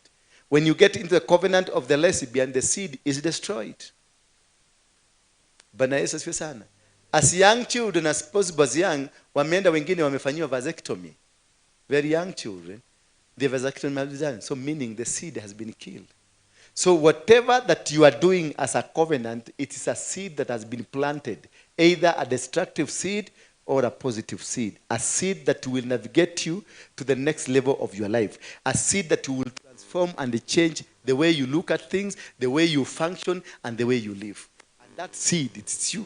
That is why they are targeting you through genetics, genetical lives, and many things that are happening in transplants, and many things that are working around the crop. And the people wengine wamewekwa chips, wengine wamewekwa vitu, because they want to change the gene that is in you, so that a new generation can be produced through the seed. And this only happens through a covenant of blood. Tusimame na miguu yetu.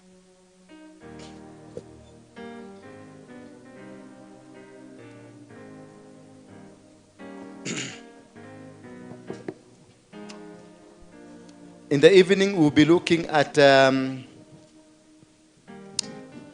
types of covenant in the Bible and how to handle them, how to do with them. And as I told you, well, I want us to break the covenant. I know you have mentioned to your heart, you have mentioned to yourself, and you've discovered that man. You've discovered that woman. You've discovered that church that you went. You've discovered that place that you were involved. Me, I was involved in virtually anything and everything on earth. Mimi, hakuna kitu. And therefore, nimeingia Mogeke, nimeingia wapi, kila mahali. I was there. Wanawake, I was an expert.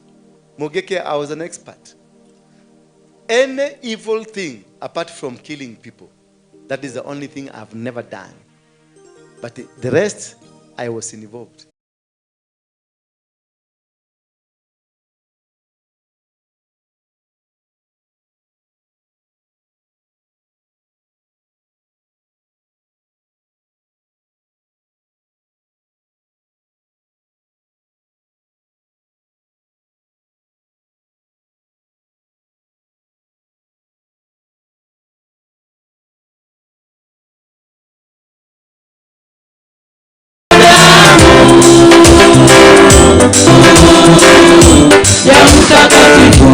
Inasafisha damu, hiyo damu ya dhamana sana, hiyo damu ya mtakatifu, na tuseme damu, hiyo damu ya dhamana sana, hiyo damu ya mtakatifu, waimbaji damu, hiyo damu ya dhamana sana, hiyo damu ya mtakatifu, hiyo damu ya dhamana sana, hiyo damu takatifu, na tuseme damu, hiyo damu ya dhamana sana, hiyo damu takatifu, inainua damu, hiyo damu ya dhamana sana, hiyo damu takatifu, inaregesha damu, hiyo damu ya dhamana sana, hiyo damu takatifu, inafungua damu.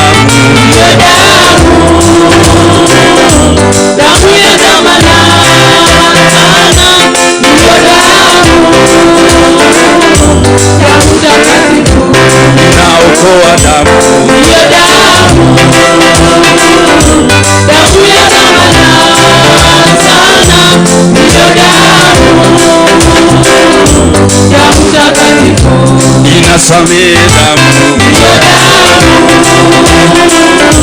Damu ya dhamana sana, ndiyo damu ya mtakatifu. Na tuimbe damu. Ndiyo damu. Damu ya dhamana sana, ndiyo damu ya mtakatifu. Inasamehe damu. Ndiyo damu. Damu ya dhamana sana, ndiyo damu ya mtakatifu. Inawaponya damu. Ndiyo damu. Damu ya dhamana sana, ndiyo damu ya mtakatifu. Na tuseme damu. Ndiyo damu. Damu, damu, damu. Damu ya dhamana sana, ndiyo damu ya mtakatifu. Na tuimbe damu. Ndiyo damu. Damu ya dhamana sana, ndiyo damu ya mtakatifu. Damu ya tiririka. Damu ya tiririka.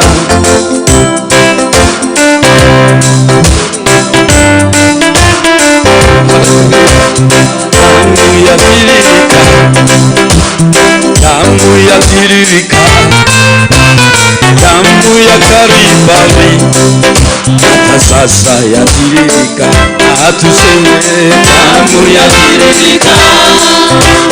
Damu ya tiririka. Damu ya Kalvari. Hata sasa yatiririka. Damu ya tiririka. Damu ya tiririka. Damu ya Kalvari. Hata sasa yatiririka. Damu ya tiririka. Damu ya tiririka. Damu ya Kalvari. Hata sasa yatiririka. Damu ya tiririka. Damu ya tiririka. Damu ya Kalvari. Hata sasa yatiririka. Damu ya tiririka. Damu ya tiririka. Damu ya Kalvari. Hata sasa yatiririka. Damu ya tiririka. Damu ya tiririka. Damu ya Kalvari. Hata sasa yatiririka. Damu ya tiririka. Damu ya tiririka. Damu ya Kalvari. Hata sasa yatiririka. Akaushika mkate akaumega, weza kumega, kisha akasema, mwe mkila mwili huu kwa ukumbusho wangu. Kisha ikanywa ile divei, akasema, hii mwe mkikumbuka kwa sababu ya damu iliyomwagika.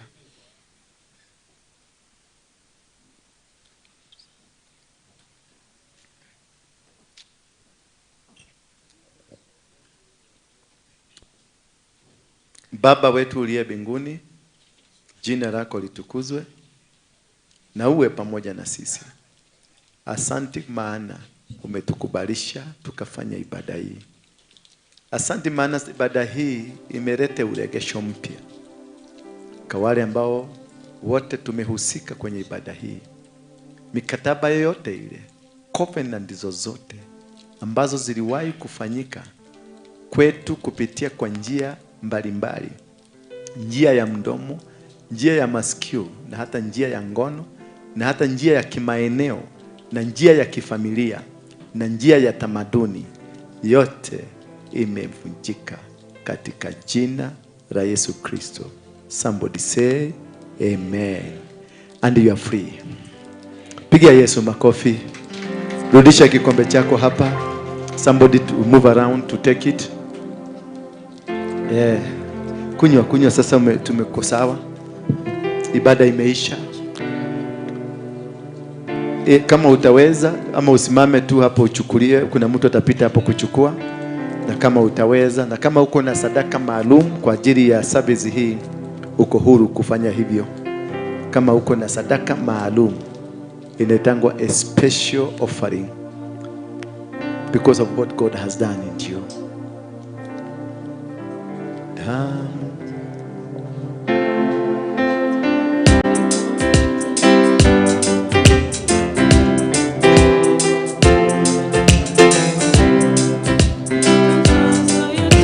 Jambo lolote ambalo lilikuwa limekuunganisha na anything, now you are new and you are fresh in the mighty name of Jesus. I declare you that whatever the covenant, mamlaka yoyote ambayo ilikuwa juu yako, mamlaka iliyokuzuilia, mamlaka iliyopigana na wewe, mamlaka iliyotaka kukuangusha, yote imeanguka katika jina la Yesu Kristo. Yote imeporomoka in the mighty name of Jesus Christ. Yote inaondoka. I can see angels. I can see the power of God. Ninaona Mungu. Ninaona magonjwa yakiondoka. Laana zikiondoka. Mamlaka ya kishetani yakiondoka.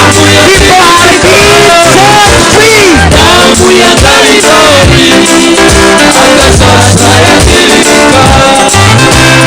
Damu yatiririka.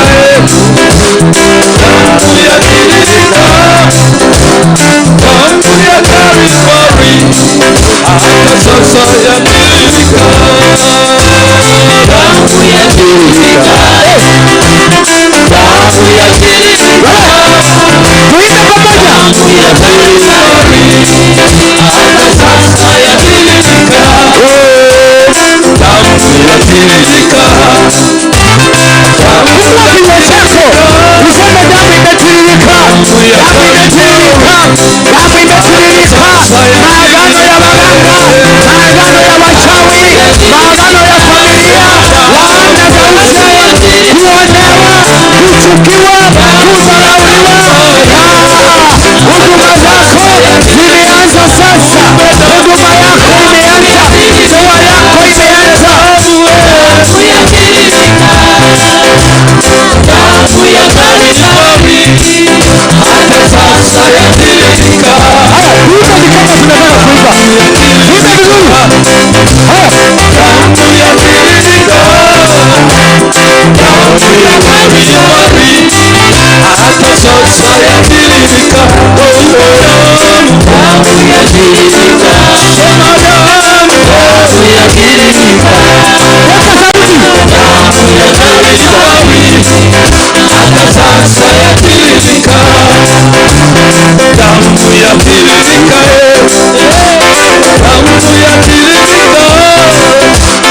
Damu ya Kalvari hata leo yatiririka. Tuseme sema damu yatiririka. Damu ya Kalvari hata sasa yatiririka. Damu yatiririka. Damu yatiririka.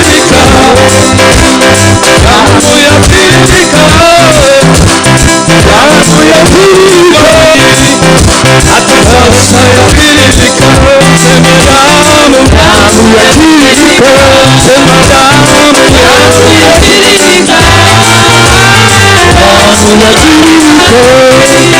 Hata sasa yatiririka. Kabisa sema damu yatiririka. Tuimbe damu yatiririka. Damu yatiririka. Hata sasa yatiririka. Sema damu yatiririka. Kabisa sema damu yatiririka. Ndiyo damu ya Kalvari hata sasa yatiririka. Tuimbe wote damu yatiririka. Tuseme damu yatiririka. Damu ya Kalvari hata sasa yatiririka. Damu yatiririka.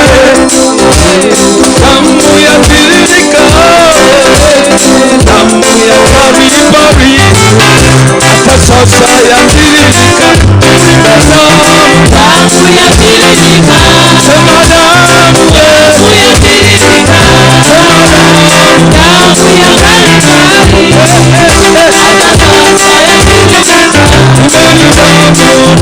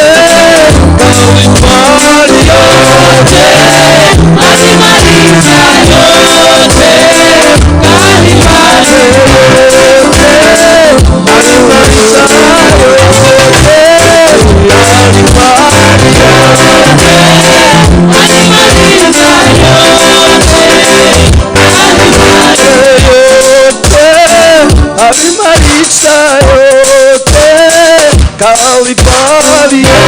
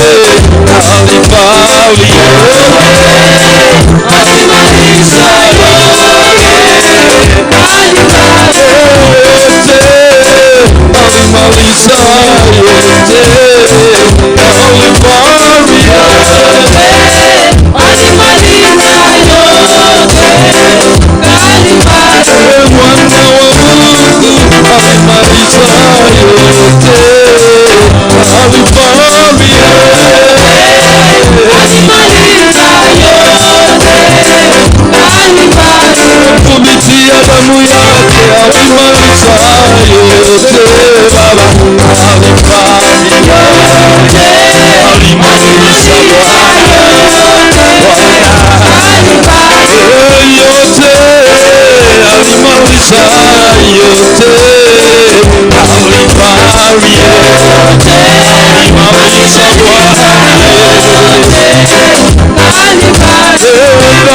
alimarisha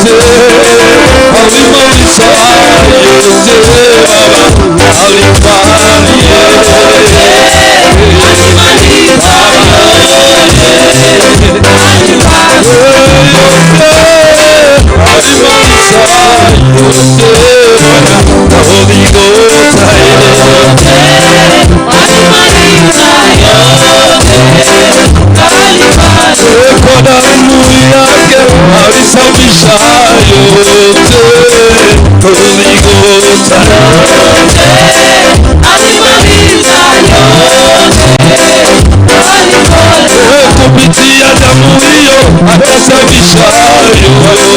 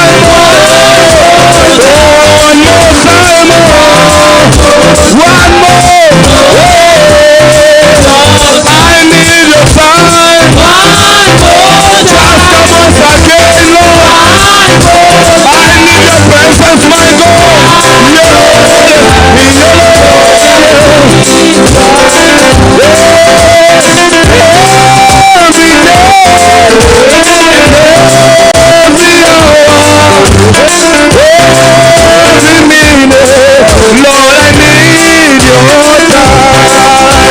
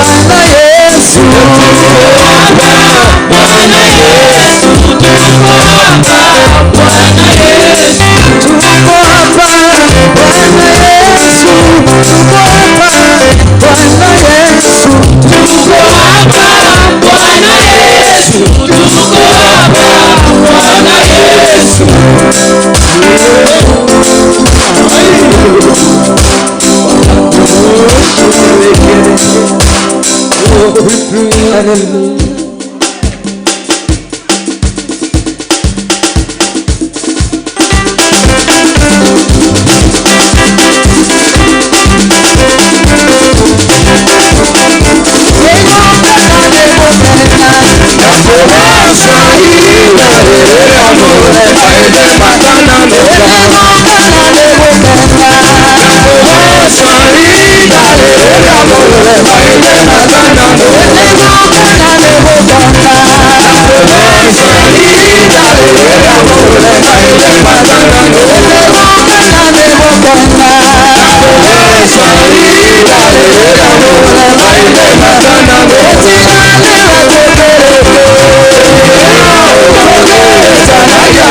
Thank you.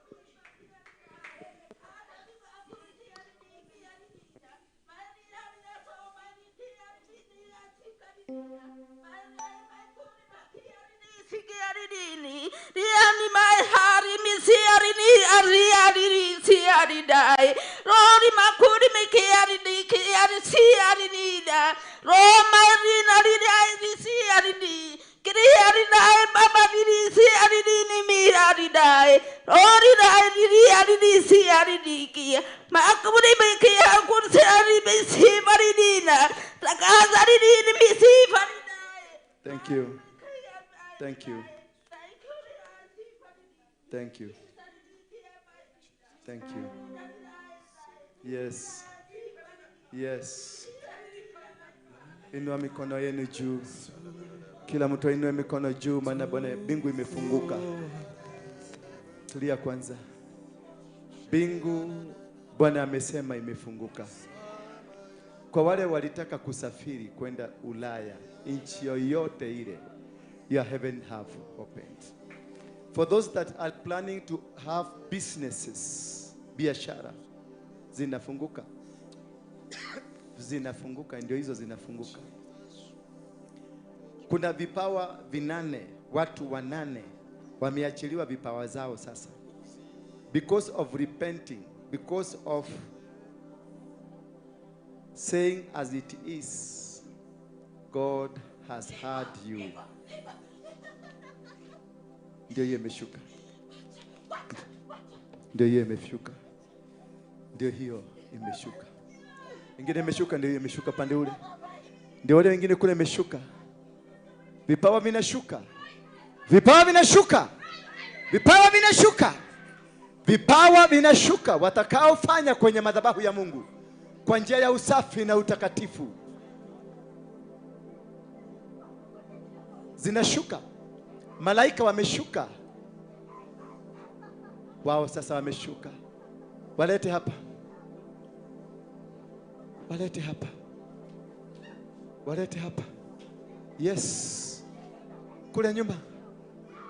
Yes, Mungu amesema, Mungu amesema mlete hapa, mlete hapa, mlete. Kuja, wacha Roho Mtakatifu atamlete hapa. Mwacha tu Roho Mtakatifu atamlete. Walikuwa wamejificha, walikuwa wamejificha, walikuwa wamejificha. Mungu ameleta ufunuo kwao. God has said it all. God has said it all. He is raising his disciples. Watu watakaotumia, atawatumia kwa njia ya kiajabu. Anasema ati mimi Mungu anasema nitawatumia, ninainua watu wangu nitakao watumia. Ninainua watu wangu. Vinashuka bado, vinashuka, vinashuka bado, zinashuka. Moto mpya unakuja, a new fire, a new fire. Ndio hiyo inashuka kwa mikono yako, ndio hiyo inashuka sasa, inashuka. A fresh anointing, a fresh anointing, anointing mpya, in a new oil, new oil, new oil. Ndio hiyo imeshuka, ndio hiyo imeshuka, ndio hiyo imeshuka, ndio hiyo. Wanakamatwa, wanakamatwa. Musako imeanza, musako imeanza, musako imeanza, imeanza kuwakamata.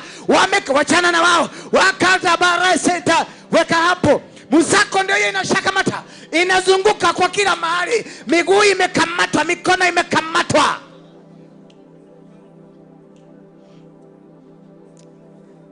Endelea, musako inaendelea, musako inaendelea, musako ya malaika kutoka mbinguni.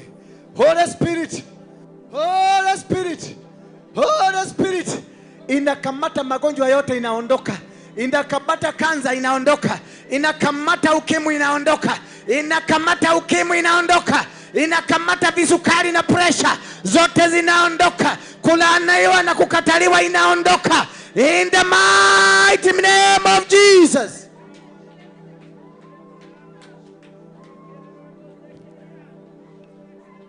Nitahesabu 1 mpaka 7.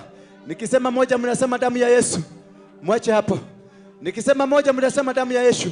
Tukisema ya 7, kuna msako maalum utafanyika dhidi ya maovu ambayo yalitendwa juu yako na itakuwa imekuacha. Nikisema 1 mnasema damu ya Yesu. 1, damu ya Yesu. 2, damu ya Yesu. 3, damu ya Yesu. 4, damu ya Yesu. 5, damu ya Yesu. 6, damu ya Yesu. 7.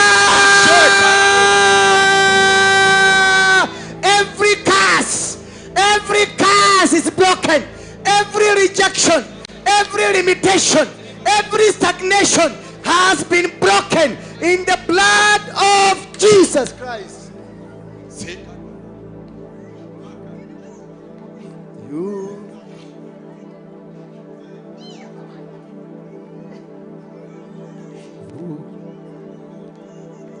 Jesus,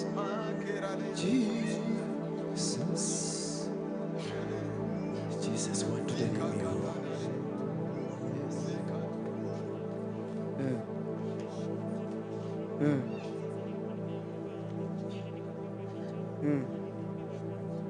Okay. Jesus, you are master healer. You deliver. You healed the woman that was bleeding for 12 years. This woman is here with a report from the medics But today, I say that you rewrite her medical report. Shh. Ah!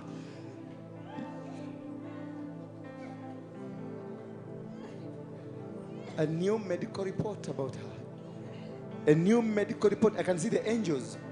Angels are over you. Angels have taken over. Angels are healing. Raphael, Gabriel, Michael. Oh, yes. No more. No more stomach problems. No more chest problems. No more. No cancer. In Jesus Christ. Oh. I hear the Spirit of God tell me, He wants just to lift you from the level you are to a new level. He is doing a new thing in your life.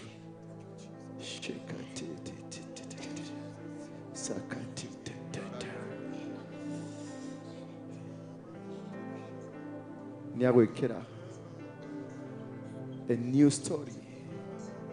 A new story in your life.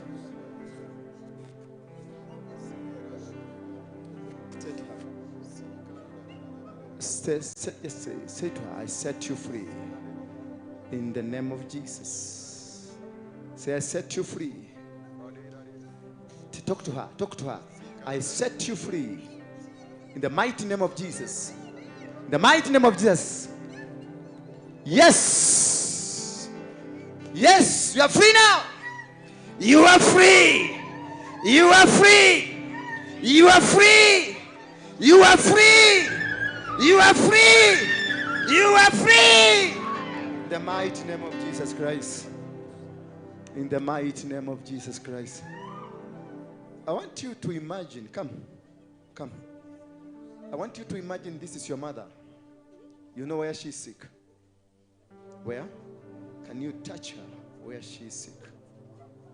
I want you to imagine and pray as though you are praying for your mother. Cancel every accident and every disease that your mother is facing. Set her free.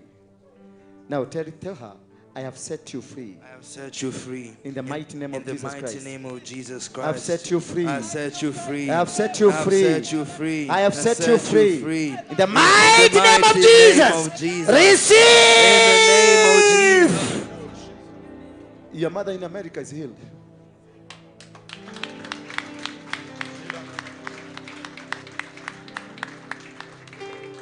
Oh yes. How are you? Nini mkono? Ulivunjika? Wapi? Ulivunjika wapi? Wapi sasa? Hapa. Hapo. Inauma? Kuja hapa. Kuja hapa. David, shika mkono wake.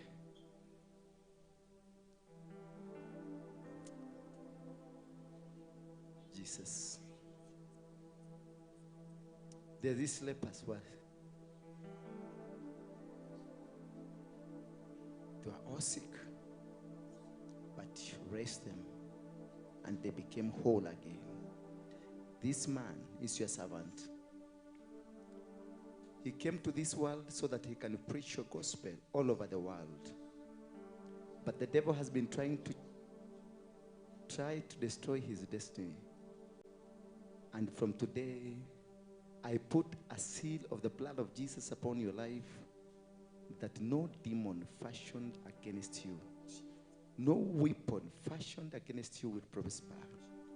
I declare and decree, umepona katika jina la Yesu Kristo. Umepona, fanya hivi. Good. Katika jina la Yesu Kristo, you are healed.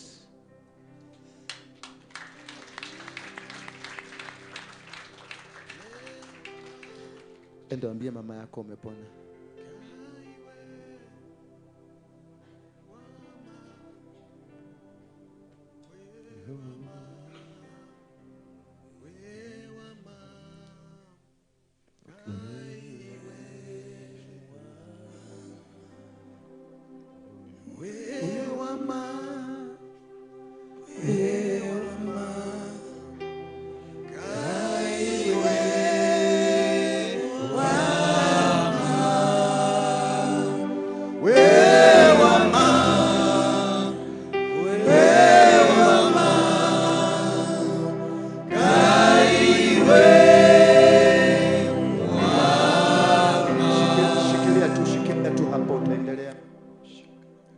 declare and decree any woman or any man that was in your life, in the name that you are married and you are not married, that you are separated, that you are not living together, that is not part of your life, from today, any covenant that was written, either through sex or through your tongue or through your eyes or through your mouth, I cancel it, I nullify it in the mighty name of Jesus Christ. No bondage, no luggage. Whether you have given birth with them or not, from today, you have no covenant with them that were in your life. You have no covenant with them that were in your life. I have no covenant with any woman that was in my life that is not in my life now. Say so. That I have broken every covenant with any man or woman that was in my life, and he or she is not in my life now. I break that covenant. I break that covenant. I break that covenant. I break the covenant. I break the covenant in the mighty name of Jesus. Lift up your hand. Lift up your right hand and your left hand uwekelee kwa kifua chako. Maana God is writing a new covenant that is now blank. Needs you to go and feel it. Say, Bwana Yesu, the Son of God, the only living God. I'm here to declare and decree I am free from any bondage, from any covenant, from any sin, from any altar that is evil. May it be family altars, may it be land altars, may it be community altars, all religion altars, all spiritual father, mother's altar. I am free in the mighty name of Jesus.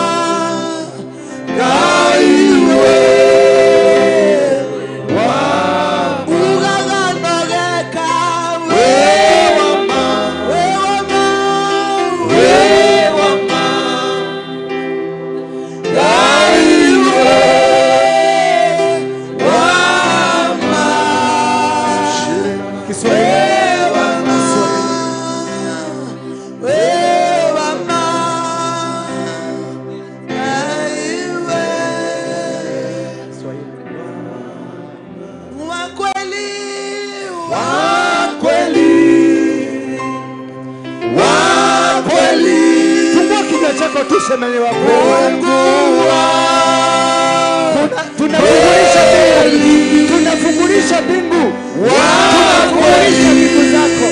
Tunafungulisha kweli. Mungu wa kweli. Wewe wa kweli Bwana. Wa kweli. Wa kweli. Wa kweli. Mungu wa kweli. Wa kweli. Wa kweli. Mungu wa kweli. Waweza Bwana. Waweza. Waweza. Mungu waweza. Waweza. Waweza. Mungu waweza. Baba, likumbuke kanisa hili. Angalia, limekulilia kwa siku nyingi. Waja wako hawa wamekuja